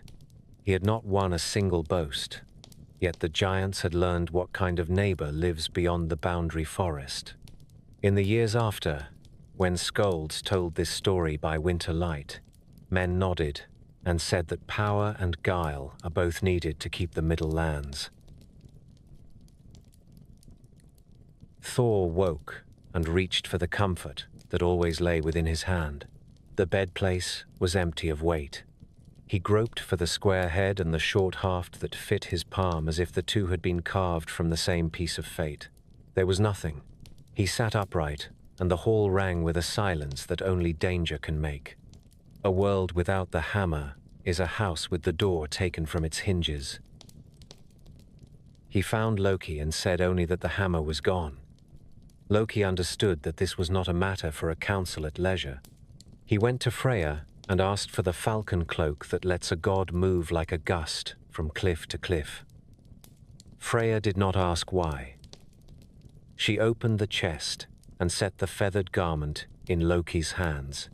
He shook it out, pulled it close, and the man became a bird with a clever eye. The air took him up, and he flew eastward until the ground below grew broken and bleak, and he saw a burial mound with a figure seated upon it. The giant was Thrym. He braided gold for his dogs and stroked the manes of his horses as if wealth were a kind of grooming. Loki perched and spoke in the neat riddles that pass for courtesy in a hard land. Thrym did not waste words. He said that he had taken Mjolnir and buried it 8 leagues underground where no hand of God would find it. He would return it when Freya came to his hall as a bride. He smiled and named the price as if he had ordered a cart of timber for a new roof. Loki's wings beat once. He turned in the air and went for Asgard like a spark for dry tinder. When Thor heard, he did not answer with a line of poetry. He went to Freya and told her what the giant demanded. She did not pretend to consider. Brisingamen trembled on her breast, and the anger that lifts a sea filled the room. She refused with a force that sent the floorboards to talking.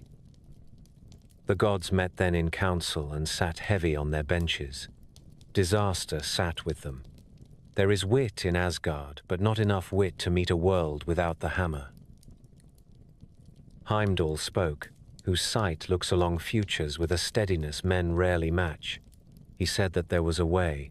Dress Thor as the bride, place the keys of a married woman at his belt, lay Brisingamen on his chest, pull a high veil across his face, and set him beside a maid who can talk fast. Loki said that he would be the maid. Thor grimaced and said that the halls would never finish talking if he wore a bridal veil. Loki answered that the halls would have no one to talk in them at all if Mjolnir did not come home. The company agreed. There was no second plan. They dressed him with care. The goddess Freya lent the necklace. The women of Asgard brought brooches and rings enough to soften even a frame that had thrown down mountains. They hung a ring of keys at the girdle, the sign of a matron whose house is large. They drew the veil close and shaded the eyes that blaze like forge fire. Loki put on a maid's dress and tucked a knife in the folds, because even handmaids should have resources in strange houses. They led the pair to the yard where the goat chariot waited. The wheels rattled, and the sky hardened as they crossed from the known to the borderlands. Thrym's hall was high and raw-edged. He came out to meet his treasure with a grin that had counted all its teeth. He called for benches and meat, and a feast, to crown the bargain that would give him both a goddess and the hammer that blesses a house, and a birth and a burial. The giants carried in an ox roasted whole and fish on great platters and vats of mead that smelled of clover and iron. The bride sat with her veil in place and began to eat. She cleared an ox to the bone. She swallowed 8 salmon shiny with fat. She finished every sweetmeat that had been laid in bowls and emptied 3 whole barrels of mead. The hall fell quieter with each course. Thrym shifted on his seat and spoke aside to the maid. He said he had never seen a woman consume so much food without dying of it. Loki bowed and smiled and explained in the mild voice of one who has made a life of explanations. The bride had not touched a bite for 8 nights, he said. So eager was she to come to Jotunheim. She had refused food the way a child refuses sleep on the night before a fair. Thrym nodded, delighted that he was so desired. The moment came for ceremony. Thrym leaned forward to kiss the bride and lifted the veil. He found himself looking into eyes that burned like embers raked in a new wind.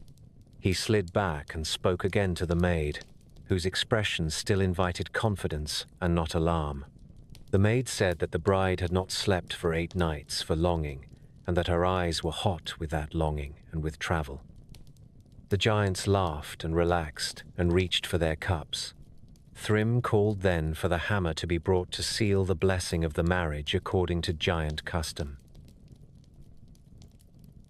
Servants came bearing Mjolnir as 4 men might carry a heavy stone that has some holiness. They laid it on the lap of the veiled bride so that the marriage could be hallowed. The bride's hands moved like hawks stooping. The veil came away. Thor stood up inside the wedding dress, and his roar filled the beams.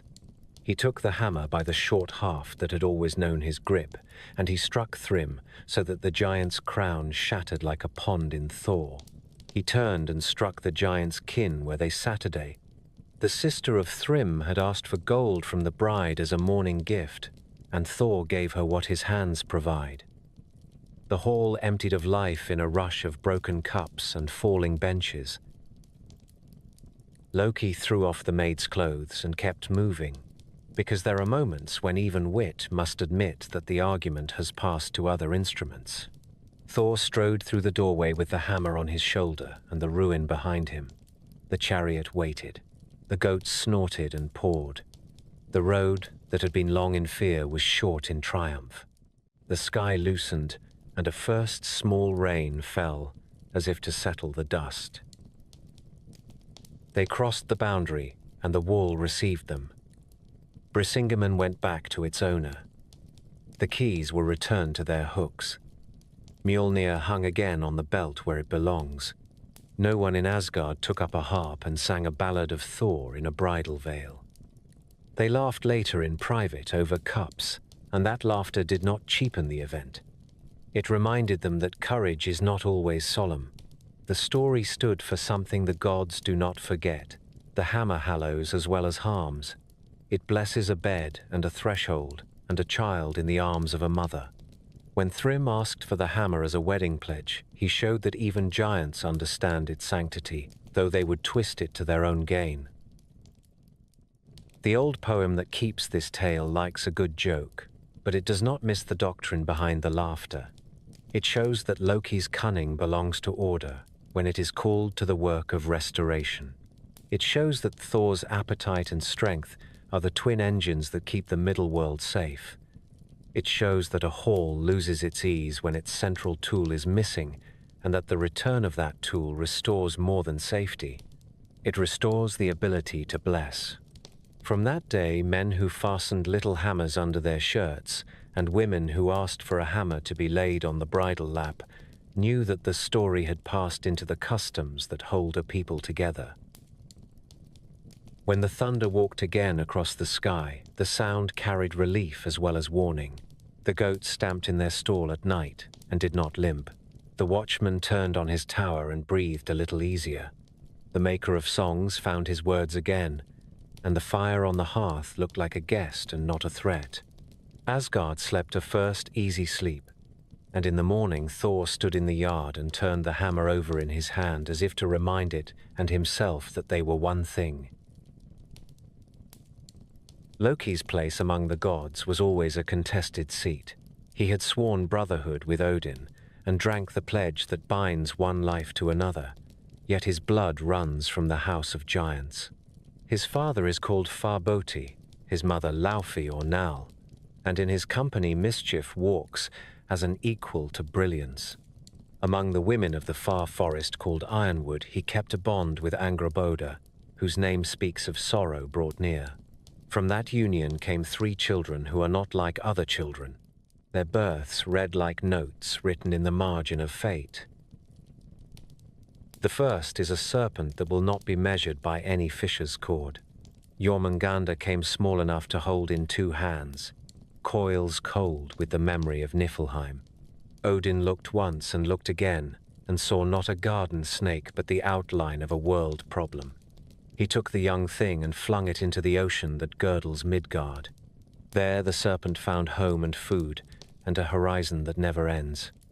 It grew long and older and clever, and in time its body stretched around the earth until its snout met its own tail. The sea rose and fell with that slow breathing. Men who fish the deep sometimes speak of a white eye far below their keels, and are careful afterward with oaths. In songs that sailors favor, there is a line about a hammer lifted in a boat and an ox head used for bait. That day lies ahead. For now, it is enough to know that the world serpent has taken its station, and that the sea knows its weight. The second child is a wolf born with a king's shoulders. They named him Fenrir, and also Fenris Wolf, and Hrodvitnir in older lists. His paws were too large for youth, and his appetite had no ceiling. The Aesir did not at first slay him. They judged that a foe kept in sight is safer than a foe raised in secret, and they thought to tame him with kindness and close watch. Only Tyr found courage enough to feed him daily. He brought meat in both hands and learned the sound of Fenrir's breath when patience wore thin. The wolf grew as if each rib were a season, and each season doubled. Old prophecies muttered by wise women said that the wolf would break bonds no smith could make, and that his wide mouth would one day close upon the highest god. Around that kennel the air felt strained like a bowstring. The gods did not speak of the day to come. They counted food and sharpened their minds. The third child is a girl whose body tells two truths. Hel is her name. One side of her is living and fair. The other is blue-black as a winter bruise, and still as a churchyard. Odin sent her down and outward to the far root where cold springs rise. She was given a realm and a charge. The realm men call Hel or Helheim, and the charge is to house all who die not by sword or spear, but by age and sickness and sorrow. Her hall is Eldjudnir, where cold lamps burn. Old lore gives her dish the name Hunger, and her knife the name Famine. Her bed is called Sick Bed, and her bed curtains are called Bleakly. Her servants Ganglati and Ganglot move slowly as if their joints were made of dusk. At the cave called Knipahelia the hound Garm bays when a new soul comes by, and over the river Gjöll a bridge arches that glows pale as hoarfrost. A maiden named Modgard keeps that crossing and asks the traveller for his name and errand. Beyond stands the gate called Helgrind, and beyond that the long fields without sun where most of mankind abides. It is not a place only of punishment. It is a place of keeping. The sting there is not flame, but memory. The wise notice how the gods answered these births. The serpent they sent to the outermost water, the place that needs a belt if the middle lands are to hold. The wolf they kept inside their own fence under watchful eyes, a decision that cost them sleep and later blood. The girl they enthroned in a necessary office and made her keeper of what most must one day be. These are not random moves. They are an admission that the world contains forces that cannot be rubbed out, only placed where they can do their work without unmaking the rest. Hel's realm shaped the customs of Midgard. Men buried shoes with their dead so the long road would not fall hard on bare feet. They laid a coin, or a knife, or a token in the hand, not to bribe a ferryman of another people, but to carry worth into a country where worth is counted in remembrance. They spoke the name of the dead at the door, and tied a knot in a cord to make grief wait its turn. When a body went to the ship and the flame, folk said the Bright Ones had called him. When a body went into the earth, they spoke of Hel as a house with a latch that opens for every family. Prophecy ran ahead of these children like shadow before a storm. In the seer's song that Odin bought with rings and attention, we hear of a woman in Ironwood who nurses wolf kindred and sends them out against the sky. The sun and the moon will feel teeth that have learned on bone. The Midgard serpent will lift its head and spill poison into air and water. The great wolf will break what no one thought could break. Hell will open her gate, and an army that never drew a sword in life will march under a pale banner. These are not yet events. They are warnings placed like cairns along a road that the gods already walk. Loki did not boast of these offspring in Asgard. He is a father who does not bring a cradle into the hall. Yet he did not renounce them either. When the gods spoke in private of the children of grief, they spoke also of the bargains they had already made with fate. Odin had traded an eye for sight and a part of himself for the runes. He knew the price of trying to forget what has been foreseen.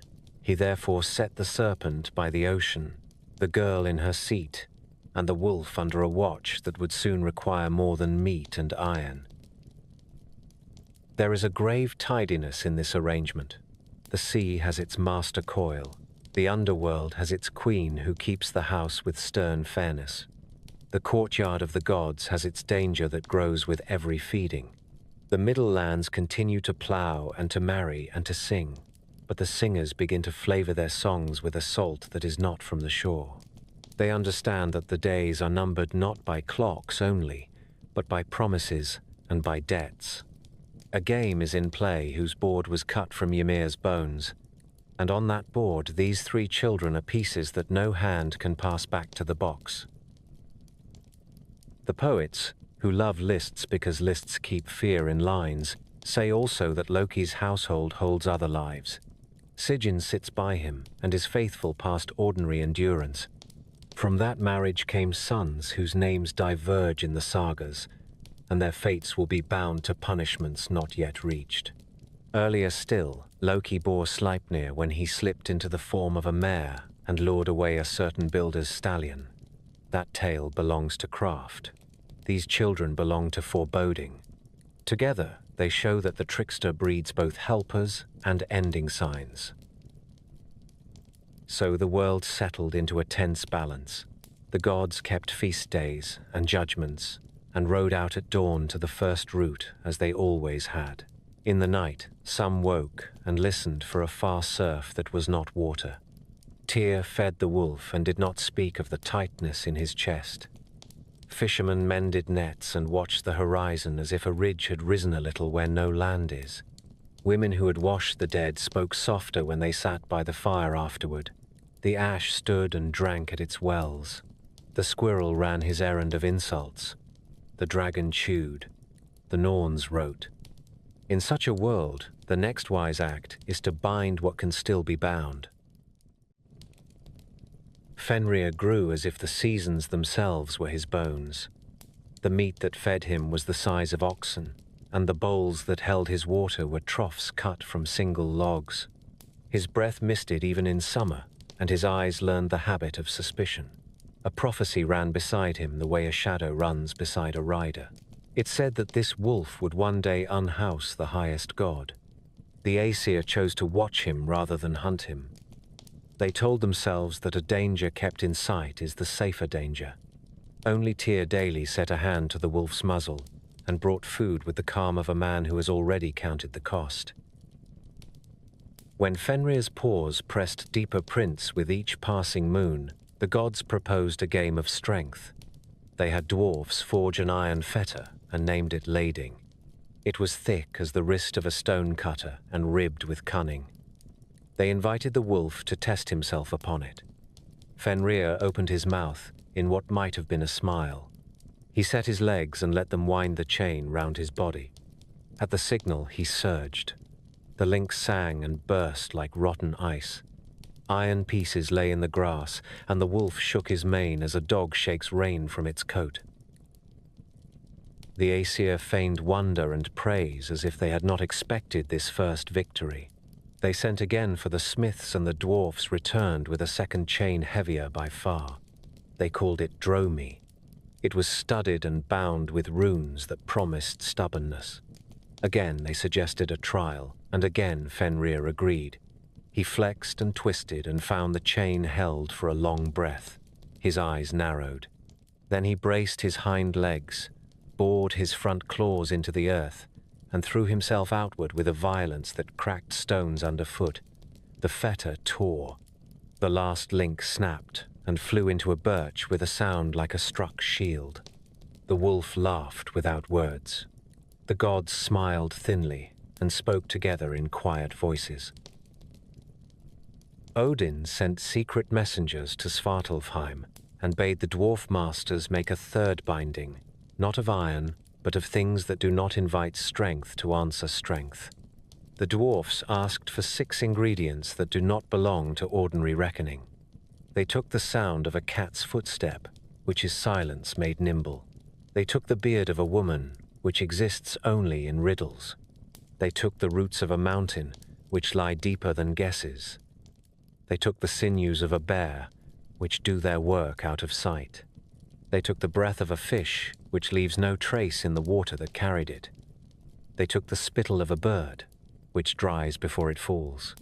From these impossibilities they made a ribbon smooth as silk and strong beyond hope. They named it Gleipnir. They said that men would never again hear cats come, nor find women with beards, nor see mountains uprooted, and that bears would keep their strength, and fish swim, and birds sing, because the stuff of those wonders had gone into this one binding. The gods carried Gleipnir to a dark lake named Amsvartnir, and to the island in its middle called Lyngvi. There they spoke to Fenrir as companions who wish to be entertained by a feat that will fill the benches with stories. The wolf sniffed the ribbon. It looked soft. It weighed less than a sash. He felt the chill that tells a hunter when a trap is near. He set his jaws and said that he would not be bound by such a toy unless one of the gods placed a hand in his mouth as a pledge that no treachery was intended. If he could not break the ribbon, he would release the hand. If the ribbon bit and held by magic, he would take his price. Silence fell. No one stepped forward. They looked to Odin, and he did not speak. Thor scowled and stared at the lake. Freya shifted his weight and studied the grass that found purchase in the thin soil. Then Tyr moved. He had fed Fenrir with his own fingers and had looked into the yellow lamp of that gaze. He knew that good faith sometimes walks with blood. He held out his right hand. The wolf lowered his head and took it between his teeth without pressure. The other gods wrapped Gleipnir around the legs and shoulders and neck of the beast. They cast the loose ends about the rocks. Fenrir tried a modest pull and felt the ribbon tighten. He dug his claws deep and heaved. He snapped and writhed and swelled in rage until the island trembled, but Gleipnir only grew more smooth and more fast. He lay panting at last, and understood that he had been trapped by a thing that did not show strength on its face. His eyes went to Tyr. The god did not draw away. He did not beg. He set his jaw. Fenrir clamped down. The hand came away at the wrist and fell into the heather like a small white stone. They anchored the fetter with a chain called Gelgir to the rock called Geol, and from there to a great boulder named Thwiti, so that no quick mischief could unmake what the dwarfs had made with a long art. They thrust a sword into the wolf's open mouth to hold the jaws apart. The hilt rested on the gums and the point fixed in the palate, and foam poured from Fenrir's lips until it made a river that men afterward called Van, which is to say, hope. He lay there glaring, and the grass around him ceased to grow. The lake drew back from the shore as if in distaste. Birds avoided that sky.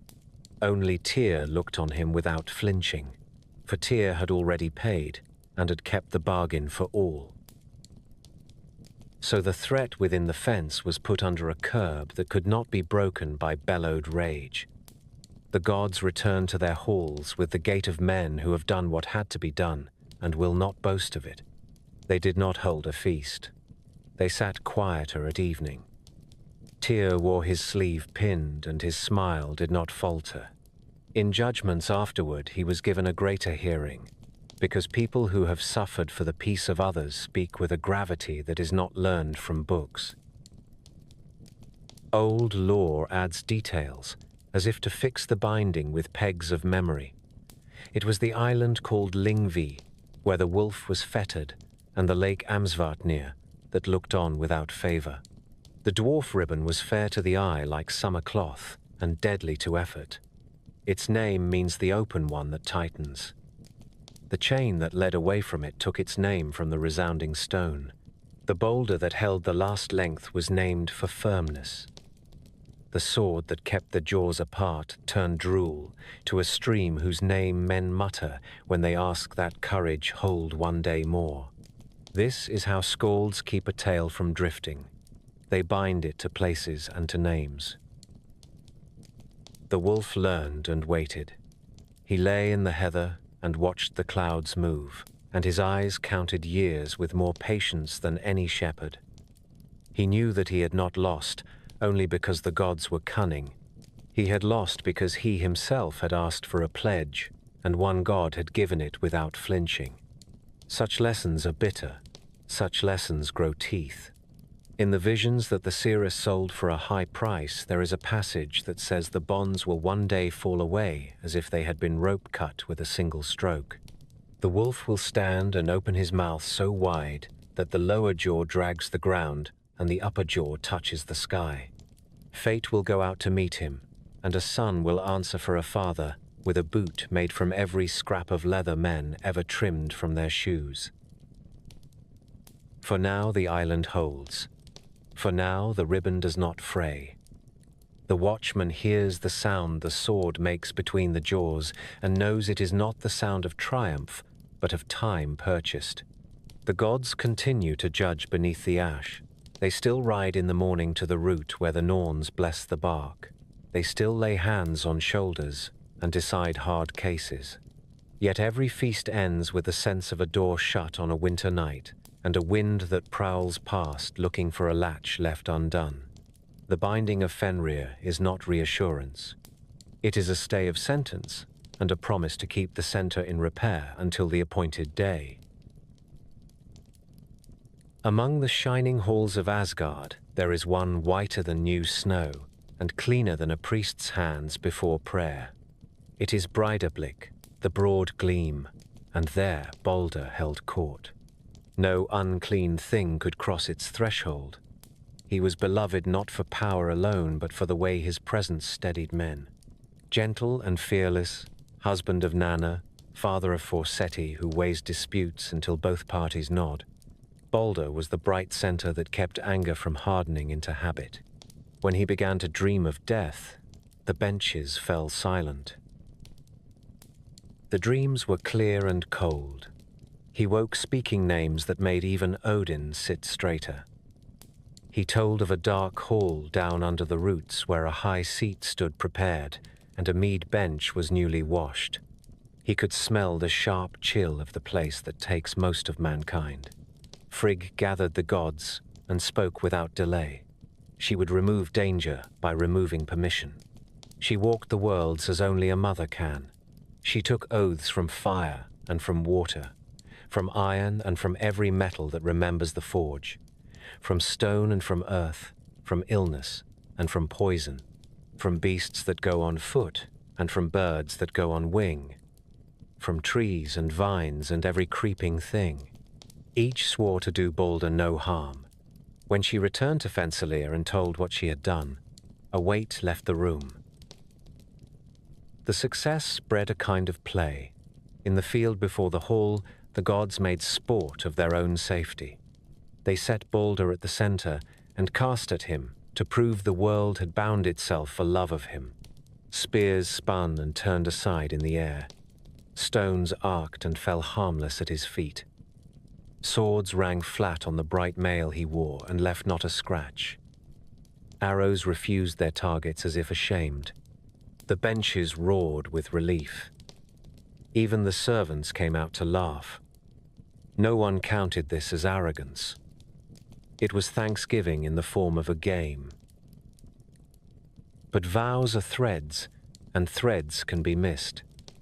In a wood not far from Fensalir grew a young mistletoe, pale and small, and without the threat that grows obvious in oaks and yews.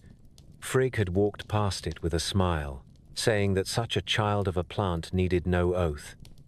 Loki heard the whole story as a guest in her house and turned the kindness to his use. He had the gift that makes mischief seem like a clever solution until the moment after. He took the shape of an old woman with a shawl drawn close and sat near Frigg's seat, as women do when the house is busy. He asked in a mild voice whether every creature and thing had sworn. Frigg answered that all had promised, except a little mistletoe that was too young to frighten anyone. Loki thanked her for the story with a nod as small as a pin, and went out with his head bowed as if in sympathy. He found the plant on a north-facing trunk and cut it with a careful hand. In his fingers, it hardened from twig to dart. He polished the point on his sleeve and looked for a place to spend it. That day the assembly was at its game again, and all of them joined in except Hod, Baldur's blind brother, who stood apart with his staff and a lonely look. Loki drew near and asked softly why he did not honor Baldur with the rest. Hodra answered that he could not see to throw and that he had no weapon even if he could. Loki placed the mistletoe in his hand and guided his arm. He offered to aim for him so that Hodra could be part of the joy and not its spectator. The kindness was perfect. Hodra cast. The little thing flew straight. It struck Baldur in the breast and went into him as if it had been hunger. He fell as a tree falls when the axe has bitten deeper than the woodcutter guessed. The field stopped breathing. There was no sound at all while the gods ran forward. They touched him and called his name. He did not answer. Frigg dropped to her knees and gathered his head into her lap. Odin stood with his jaw set and his eye as empty as a winter sky. Thor gripped the hammer until the short haft creaked. Someone lifted Hodra's hand and saw what he held and understood. Loki had already stepped back into the crowd. All that had been given by oath was suddenly revealed as loan rather than law. The sun seemed to hesitate in its course. Men later said that day was shorter, and the next night had too much of it.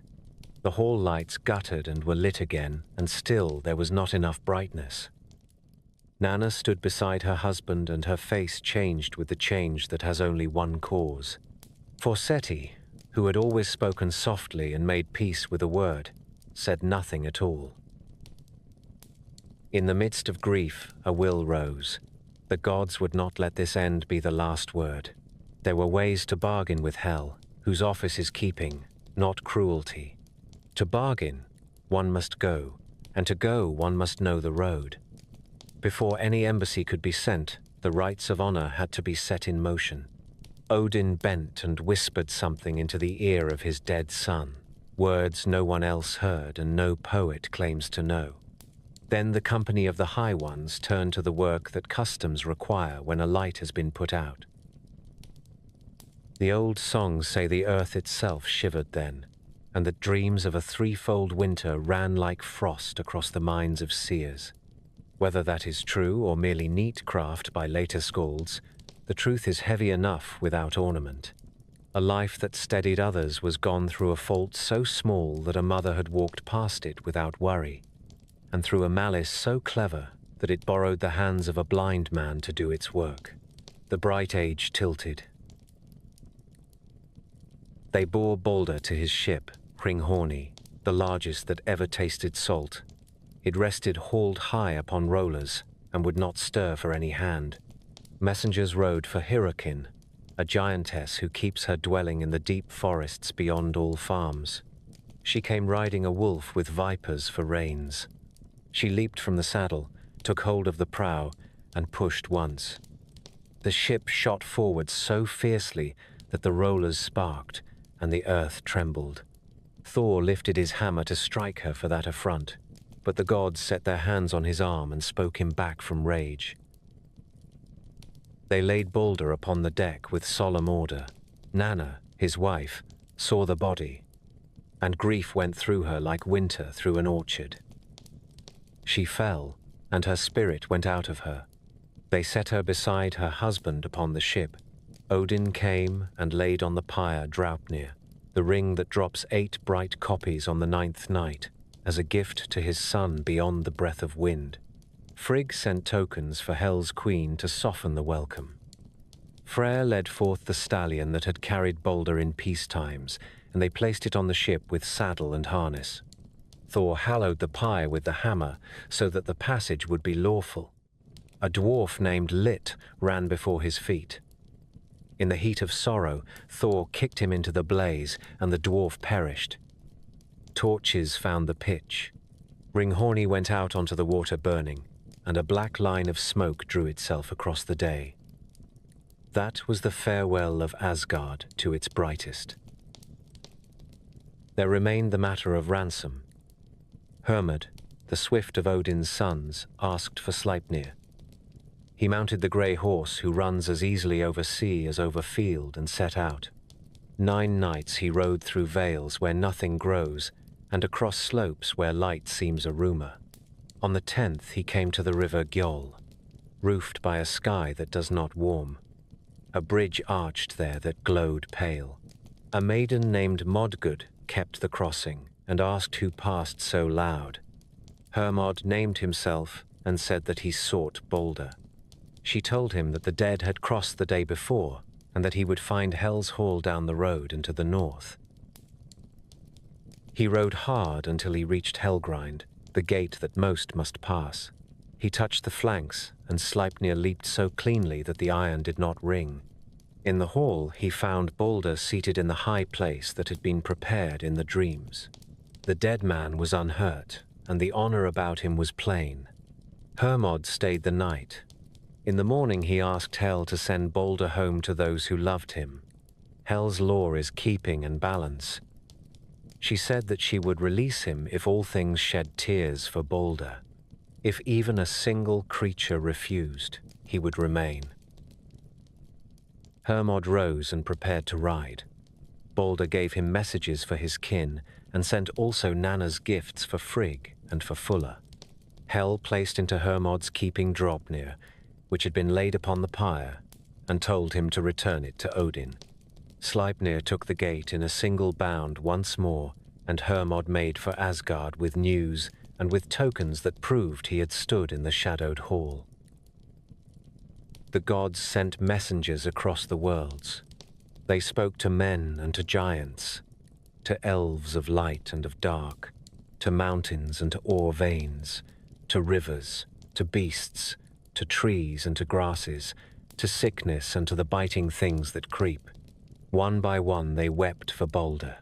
The stones sweated, the trees let fall leaves before their time, the beasts lowered their heads, the waves darkened. All wept until the company returned by the long road, believing the condition met. On the last day, they came to a cave where sat a giantess named Thok. They begged for her tear.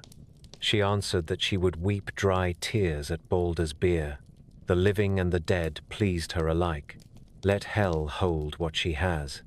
So she spoke, and nothing could move her. Those who read riddles with an ill will said that Thok was Loki in another skin. Whether that is truth or spite, the refusal served his malice. Because one voice withheld sorrow, Hel's decree stood. Balder would remain. The loss was confirmed by the law that had been offered as a hope. In the halls, the benches began to feel the cold from far places. The hunt for the mischief maker had the clarity of duty. Loki fled Asgard as men flee a fever. He made himself a house on a lonely mountain with 4 doors so that he could look out in every direction. By day he hid as a salmon in a pool that lay near the foot of the cliff. In the evening he sat by the fire and wove a net of fine cord to amuse his impatience. He saw the gods crossing the slope and threw the net into the flames so that it would not betray him. They entered the house and found the ash outlines of a tool they did not know. Kvasir studied the shape and understood what hand had made it.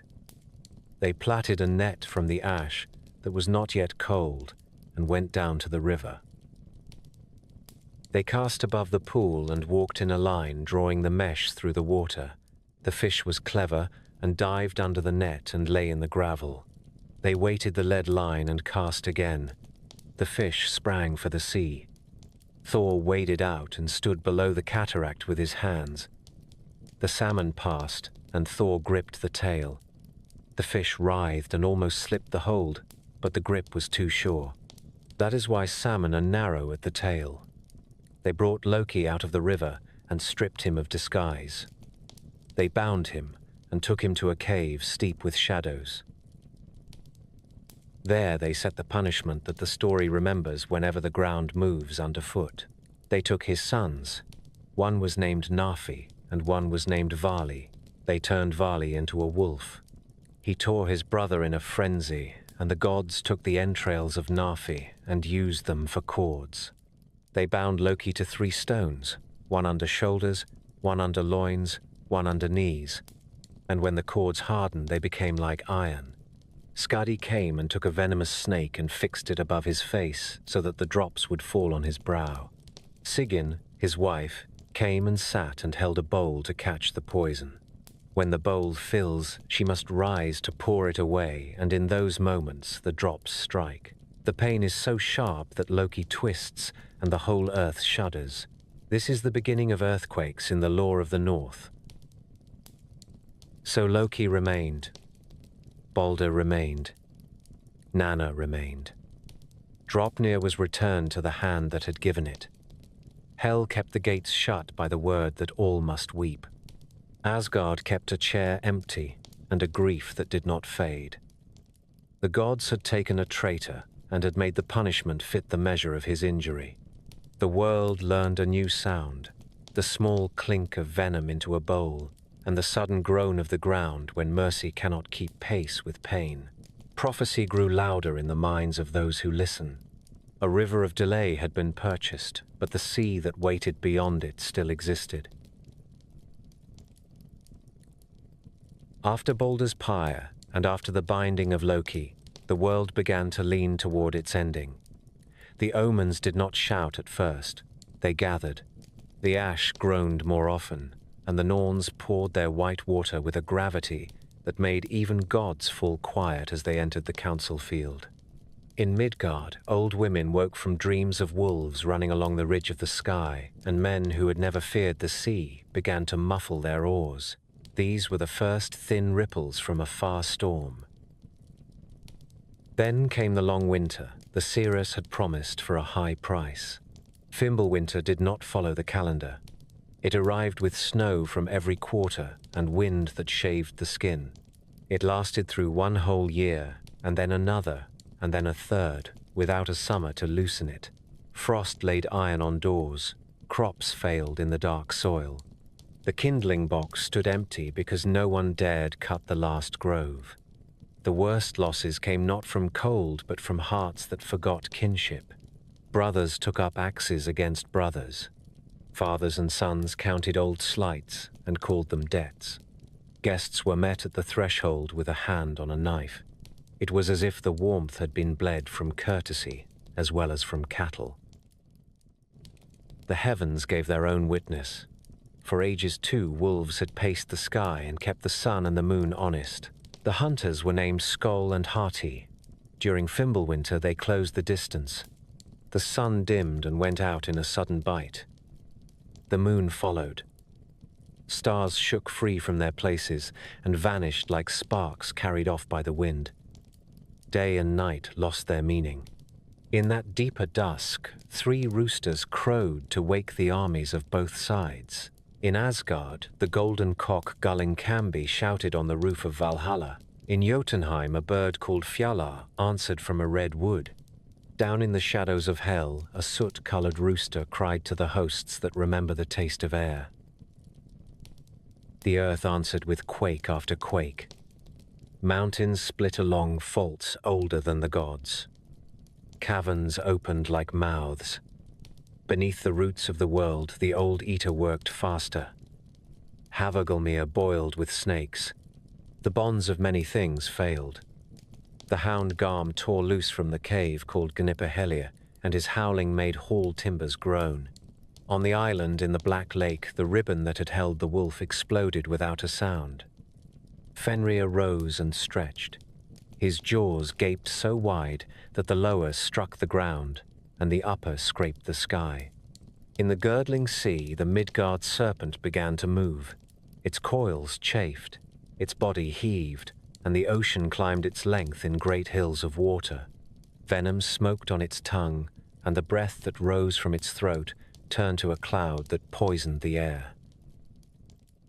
Muspelheim at last stepped forward into the story it had been saving. From the south, the rider Surt led a company of fire giants, whose armor shone like a forge floor. In his hand a sword burned brighter than the surface of the Sunday. He set his feet upon the rainbow bridge and marched. Bifrost cracked and fell away in pieces. From the north, black sails gathered on a ship that no living carpenter had built. It was Naglfar, the nail ship made in hell from the parings of the dead. From that shore, Hrym came at the helm, though other poets sing that Loki took the steering oar and piloted the vessel through fields of ice. The point is not the argument, but the army. Every plank creaked with the weight of those whom hell had kept. Along other roads, those same dead marched overland behind Loki with faces white and unsmiling. The giants from Stone Country left their citadels. The frost that had been their ally now served as bridge and banner. Trollkind, Wolfkind, and hosts from the Rim came to a place long named for this meeting. Yggdrasil shook to its crown. The eagle that watches from the highest bough screamed. The 4 stags stamped and tore at bark. Down among the roots, Nidhogg tore as if he could drag the tree into the dark by hunger alone. Dwarfs stood in their doorways and moaned in the language of stone. In Valhalla benches rattled, and spears in their racks beat together like hail on a roof. The Einherjar, who had practiced each day and died each evening to be whole again, rose with their shields. Valkyries tightened the buckles on their horses. In the watchtower by the end of the broken bridge, Heimdall lifted the horn no one wants to hear and put it to his mouth. The note that went out was as old as the ash and as clear as first water on rock. It traveled all the roads that bind the realms. Every being understood. Odin made one last visit to council. He rode Sleipnir to Mimir's well, and bent his head over the water where his eye looks back at him from the deep. He did not ask for victory. He asked to be utterly awake. Then he went home and buckled on his armor that is black as a raven's back, and took up the spear Gungnir. He called to his sons, and to his fostered heroes, and to the friends of his house, and together they marched out of the Golden Gate. The field waited where all songs had placed it. The name is Vigrid, and in old measures it is said to be 100 leagues across. There was room for everything. From one side the gods and the chosen dead and the Vanir came in order. From the other side, the fire from the south, the frost from the north, the ocean carried anger from the Rim, the serpent lifted rings the size of hills, and the wolf trod a path that killed grass with every step. The air was so saturated with omen that even the bravest kept their voices low. Some stories tell that before the ranks collided, a final sign caught the eye of the living. In the new world of shadow, a hall appeared that few had seen. Light spilled from the doors of a place called Gimel, a promise made long ago. It did not halt the battle. It was a lantern held up to a road already chosen. On the other horizon, a hall roofed in serpents showed its teeth and poison rained from the rafters. This too was a sign of what comes of oaths broken without shame. Between promise and refusal, the hosts advanced. The last arrangements were made in moments that felt like days. Tyr tested the strap on the stump of his right arm and smiled in a way that steady men understand. Freya stood without his good sword and took up a horned weapon fit for a huntsman. Thor weighed the hammer and drew in a breath like a man who has set his feet on rock. Heimdall rested his hand on the horn that had done its work and waited for a face he knew. Vidar stood apart silent and looked at his boot where leather cuttings had been sewn through ages into a shoe that is more fate than garment. Honir cast lots and read what he already suspected. Frigg looked toward a shadow that was once a child and said nothing that anyone could hear. It is right that the saga pauses here. The reckoning is upon them. The pieces stand as the poets placed them after long memory and careful talk. The winter has done its work. The hunters have eaten the lights of the sky. The dead have left their quiet, and the living have left their halls. The tree shakes from root to crown, and the horn's note still lingers on the edges of hearing. Now all that remains is the clash that ends an age and begins the tale that follows it. Ranks met on the plain that old verses measure at 100 leagues. A cold light lay on mail and on antlers fixed to helmets. From one side came the Aesir and Vanir with the Einherjar, the chosen dead who had trained each noon for this hour. From the other came frost and fire, stone and serpent, wolf and the restless hosts from hell. The ash shivered above them, and the ground answered with a dull sound like a drum buried under turf. Odin rode first with ravens wheeling and wolves at his stirrups. Gungnir levelled in his hand, and the point marked a straight line to the widest mouth in any song.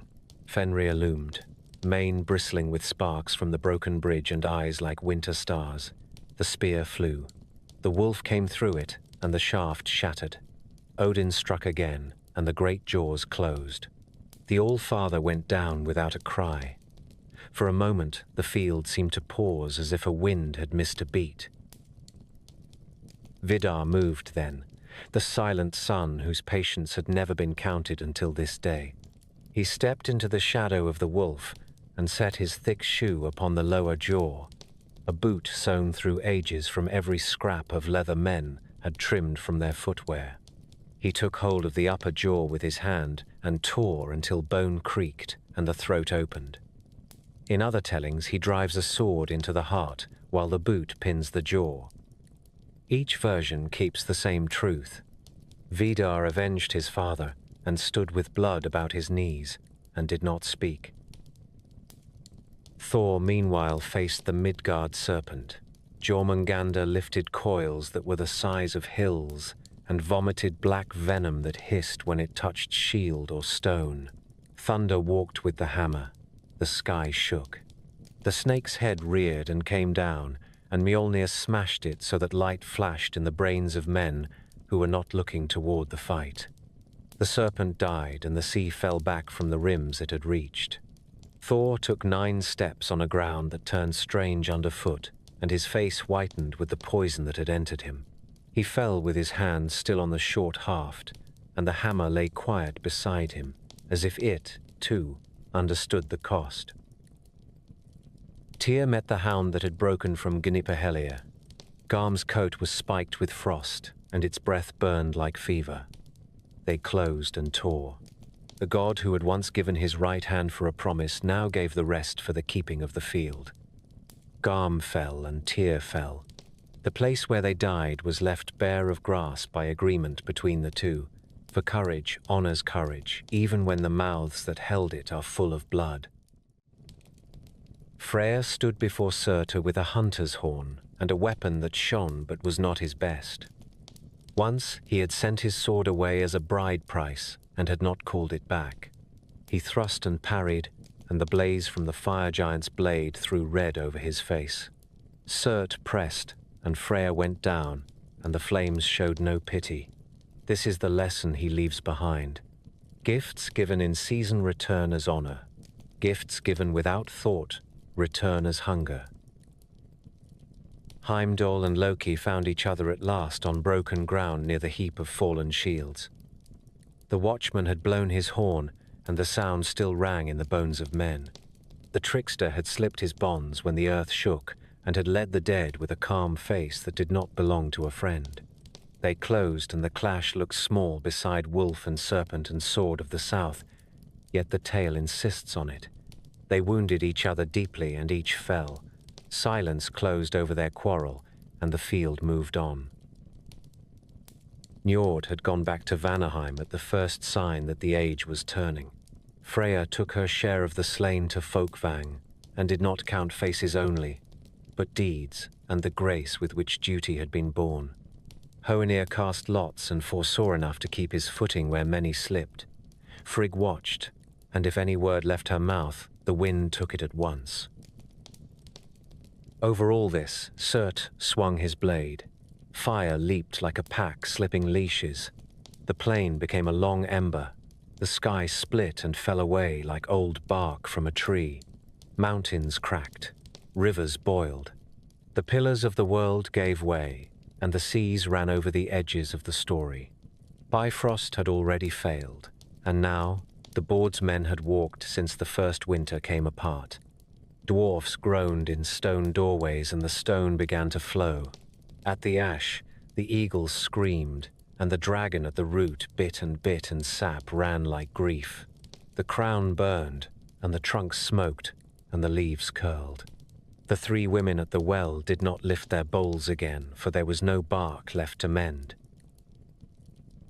To the north, Naglfar cut a line across the last waters and ran aground on a shore that had forgotten its name. Hrym stood at the prow and saw a fire that was no sunrise. In the south, the sword of Surt swelled until it filled the firmament as far as a man can see with eyes closed. The last cries ended and heat took the rest, and the wind rose once, and then there was no wind. Old stanzas add a bitter close. Nidhogg came flying from the dark with dead men in his claws, and a stain upon his teeth, and found nothing living to fear him. The world sank. The waves folded it and smoothed it, and the stars that had fallen lay cold in a night that had no room for maps. That is how the poets end the age. They do not blink or soften. They say simply that all that could burn, burned, and all that could drown, drowned, and the great game in the old house was finished. Yet within the smoke and the sea there remained a promise that had not been spent. A hall of light had shown itself to men who still breathed, and a word had gone out that not every seed dies under ash. The final work of Surtur was also a clearing. The last sound was not a scream, but a long hiss as water met iron. In that quiet, something like a breath gathered, so the elder singers say, and the dark remembered dawn. Smoke thinned. Ash settled on a sea as calm as a held breath. From that quiet, a green lifted its head. Grass crept first, a pale film on slopes that had been cinders. Then birch and rowan pricked the ground with hopeful stems. Rivers ran again, clear this time, and their sound did not carry fear. Over a westward ridge, an eagle rode the spray of a fall and searched the pools, as it had done in the days before men remembered counting. The world had ended with fire and flood, and yet the same old world, washed and sharpened, began to speak. The sun rose again. Not the old sun that had been hunted down by a wolf, but her daughter, equally bright, who took her mother's path. Poets say that Sol had hidden the child before the chase was won, and that when the sky reopened, the young one stepped forward with a calm step, and the chariot remembered how to move. Day returned without apology. Night returned with a kinder face. Time found its measure, as if it had been a lost livestock bell, and now rang again from a familiar neck. On a hill whose name had survived, the burning Idavol survivors gathered. They were not many, but they were enough. Vidar came from the place where the wolf had died, and his boot was heavy with a deed that will never be retold without a held breath. Vali stood with him, the son who had been born for vengeance, and had fulfilled it cleanly. Modi and Magni arrived leading Thor's goats, and carrying the hammer that had outlived venom and thunder. They had found Mjolnir on the quiet field where its owner fell, and now the tool held the weight of two futures rather than one. Hoenir came slow and grave, a staff in his hand, and those who watched him said that he still heard hints from far water. From the ways of shadow came Balder and Hodra together, reconciled at last, released when the old law loosened with the breaking of almost everything else. The sight of those brothers standing shoulder to shoulder steadied the air. They looked upon the field where once they had set the benches of their councils, and they smiled as men smile when they step back into a house after a hard winter's absence. In the grass, they found bright pieces, the golden game tokens of the first days. No one had buried them. Time had misplaced them. Now the earth gave them back, as if to say that play is part of rule, and that the old delight in craft and contest must begin again with clean hands. The survivors laughed, and it was the first sound since the battle that did not carry a remnant of smoke. The land itself promised better behavior. Fields bore without plough, ears of grain filled without a scythe worrying their necks. Fish moved in rivers as if the past had been a fever dream. Wind came in from sea with the smell of salt and not of ash. The harsher corners of the old world were not erased, but they seemed less eager to prove a point. A man could walk from wood to meadow and not look over his shoulder at every third step.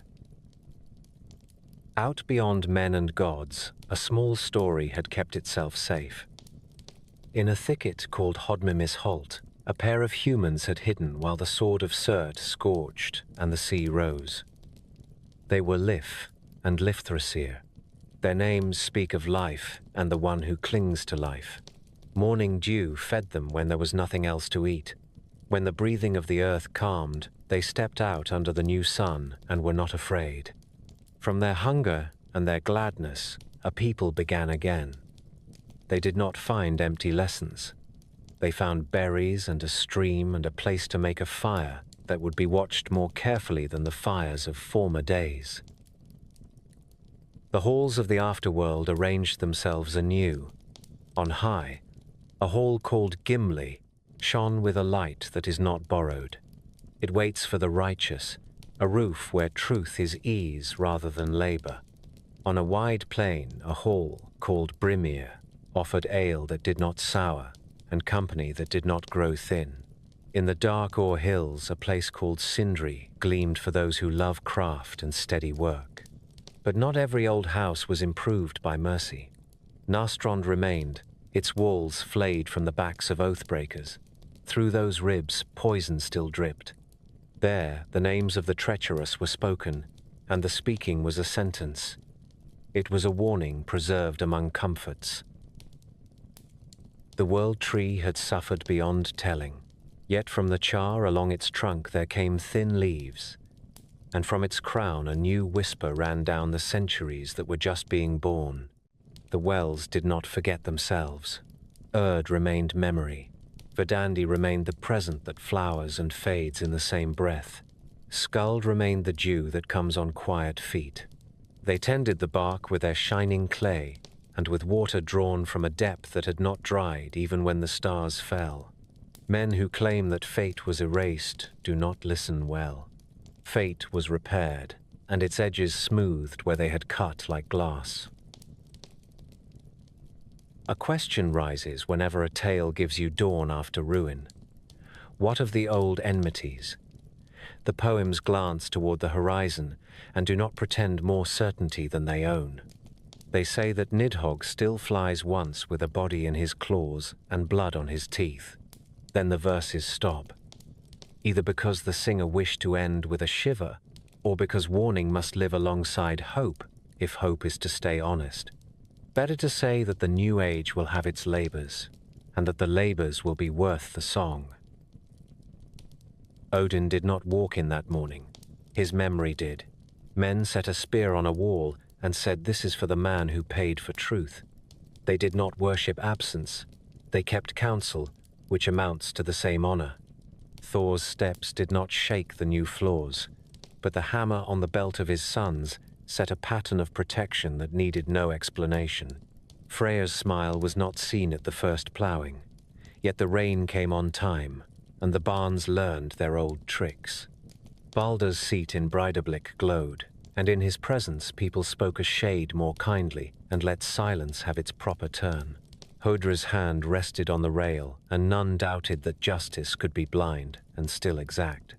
Tyr was missing from the circle, but when the first lawstone was raised, his name was cut deep on it, because courage in the service of fair measure cannot be buried under ash. Among men, a few customs from the time before, the time after remained. A bride asked for the hammer to bless her bed. A craftsman scored a strip of wood with those small strokes that turn chance aside. A sailor poured a mouthful of ale into the river and asked it to be a road rather than a ditch. Genes carried memories the way soil carries seeds. A scold told the children the old tales and did not tidy the endings. He added a last lesson. When the world ends, keep your eyes open. When the world returns, keep your word. By slow degrees, the place of councils filled with speech that did not need to shout. A new company learned to sit on Idavol and to send riders from the first route with judgments that could stand a winter. They counted that a good day is won when the game pieces of gold are put away because work has gone well, and a better day is won when the pieces come out and everyone has time for play. They did not search for perfection in the shape of men. They kept balance instead, which was what the old gods had aimed at when they poured water on bark at morning. So the world remade itself along the lines of an older plan, but with a kinder light. Corn ripened without debt. Calves stood without fear. A smith smiled at a small straight seam that would outlast his hand. A widow stood by a river and spoke the name of a husband and did not feel the cold of hell at her back. A child asked why the summer smells of honey, and someone answered that once upon a time a tree survived and 3 women would not let it die. A world can die and rise again, but stories do not survive by chance. They travel in mouths and on wood and stone, and they accept the changes that time demands so that the core may endure. After the ash cooled and green returned, memory became the last craft the North would practice with full devotion. What follows is not a list of texts only. It is the map of how a people kept the gods within reach and how the gods in turn shaped the habits of that people. Before any vellum, there were voices. Skalds stood in smoky halls with ice at the eaves and turned deeds into song. They taught listeners to hear a ship as the horse of the sea, to hear gold as serpent bed, to hear blood as the mead of the sword. Such kennings are not riddles for sport alone. They are a discipline that binds many layers of tale into single lines. Bragi Boddason is named as an early master. Egil Skallagrimsson carved runes to heal and to curse, and then sang over his work so that both sound and stroke would hold. In this way, story and spell walked together without shame. Runes themselves kept part of the house. The elder Futhark, and later the younger Futhark, cut along lintels and grave markers and on amulets worn close to the skin. A short plea shows often, Thor sanctify. On one stone a little hammer is carved where Christians would place a cross. On another, a charm twists like a small river along the edge of a memorial and promises help to the one who reads it aloud without stumbling. These objects are not myths written long. They are doorways. Through them the larger tales breathe. Some scenes were pressed into gold that thin hands could hold. Little foils called Gullgubber show paired figures meeting in a ritual embrace. Scholars see in them the memory of Vanir rites, a blessing enacted in miniature that keeps field and house in good measure. Iron plates from the island smithies show a one-eyed figure and a bent-backed trickster and a strong man with a square-headed tool. A whetstone from Snaptun carries a face whose lips are sewn. Fireside ash has kept that image when many polished halls have fallen. Stone carried more pictures. The picture stones of Gotland show a man fishing from a boat with an ox head for bait and a coil rising from the dark. The Gosforth Cross in the north of England shows a struggle with a serpent and a wolf and a rider on a strange horse. Christian carvers set their faith upon that shaft, and yet the old fights are there, weathered but legible, a reminder that stories overlap when people share winters. Temples stood while the old cult held sway. Adam of Bremen tells of a great house at Uppsala with walls that shone and a grove thick with fear. Sacrifices were made there on a cycle that kept kinship with season. In Iceland, the law speaker once lay under a cloak and decided that one land should have one law so that families would not war forever. After that day, men could still make private offerings in barns and at sea rocks, but the public rites were ended. The word that ended them did not end the stories. When cold and fire had spent their rage upon the plains of myth, it fell to scribes to carry memory on. In Iceland, a long-lived island without kings, men wrote in a language that matched their speech. A thin book that we call the Codex Regius gathered the poems of seers and insult feasts and wagers with giants, and the say-so of kings who will not yet be born. In those leaves you hear the Velva foretell the long winter and the high fire. You hear Odin boast of the spells he learned on the tree. You hear a dwarf list the names of night and day until dawn shows in the door. The book itself carries a quiet wonder. It arrived late to our hands after years hidden, and the gap in its leaves is like a missing plank in a familiar bridge. We cross anyway because the river must be crossed. Another book set out to teach poets their craft and to save old names from confusion. Snorri Sturluson wrote of High One and just as High and Third in the guise of a friendly manual. He explained why the sea can be called Aegir's Mead, why a corpse can be called the Hawk's Share, why a king can be called Tree of Rings. He told how Thor once lifted a cat that was more than a cat, and how he once drank from a horn that was more than a horn. He told why a certain giantess rode a wolf with snakes for reins and shoved a ship into the sea with one push. He begins with a tale that calls the gods men from Asia who dazzled the north with tricks and clever talk. That prologue pleases bishops, but the rest of the book refuses to forget what the people knew. It preserves the quarrels and the courtesies that make a pantheon more than a pageant. Not all memory lives in ink. Days of the week still speak the old names in lands far from the fjords. Tuesday for Tyr and his single-handed fairness.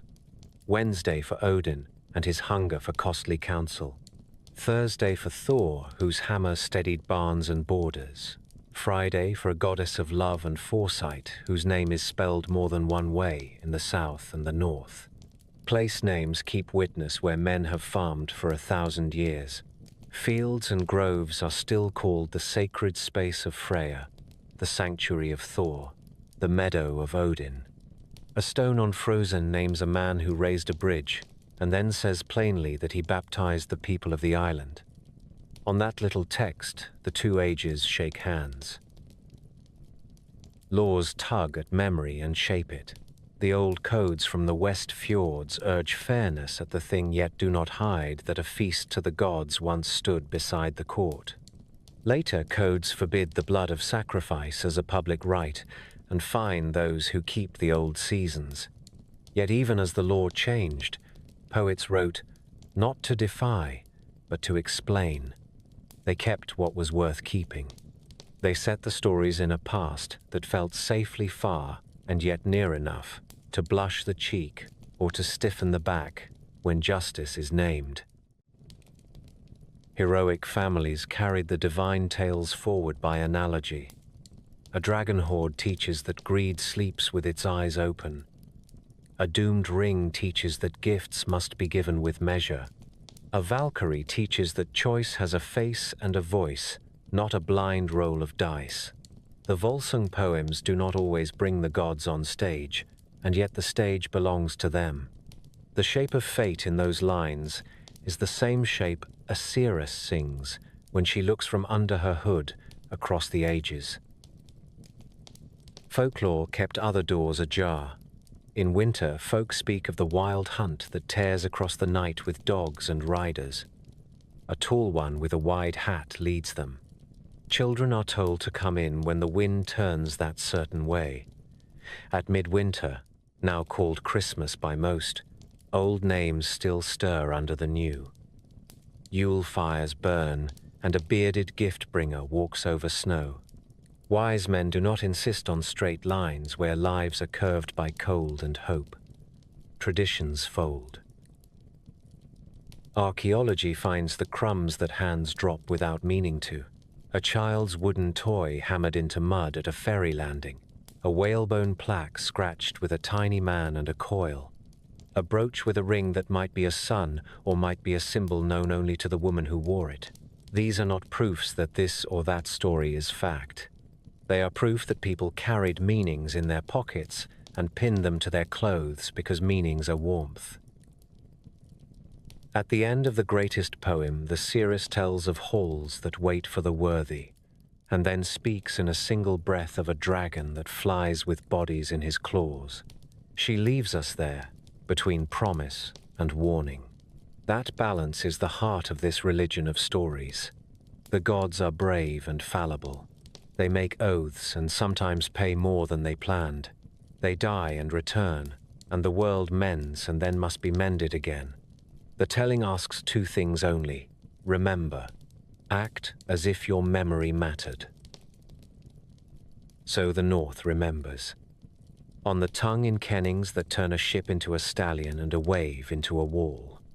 On stone in runes that bid a god to protect a traveler. In books copied by men who served a new altar yet loved old skill. In place names and weekdays and proverbs. In the hush that takes a room when winter speaks of itself with wind. The story began with a gap and a drip and a cow and a giant and three brothers who made a world from the body of a threat. It ends, for now, with children stepping out of a thicket into a light that belongs to them, with friends returning from hell and smiling like men who have forgiven the night, and with a hammer placed once more in a careful hand.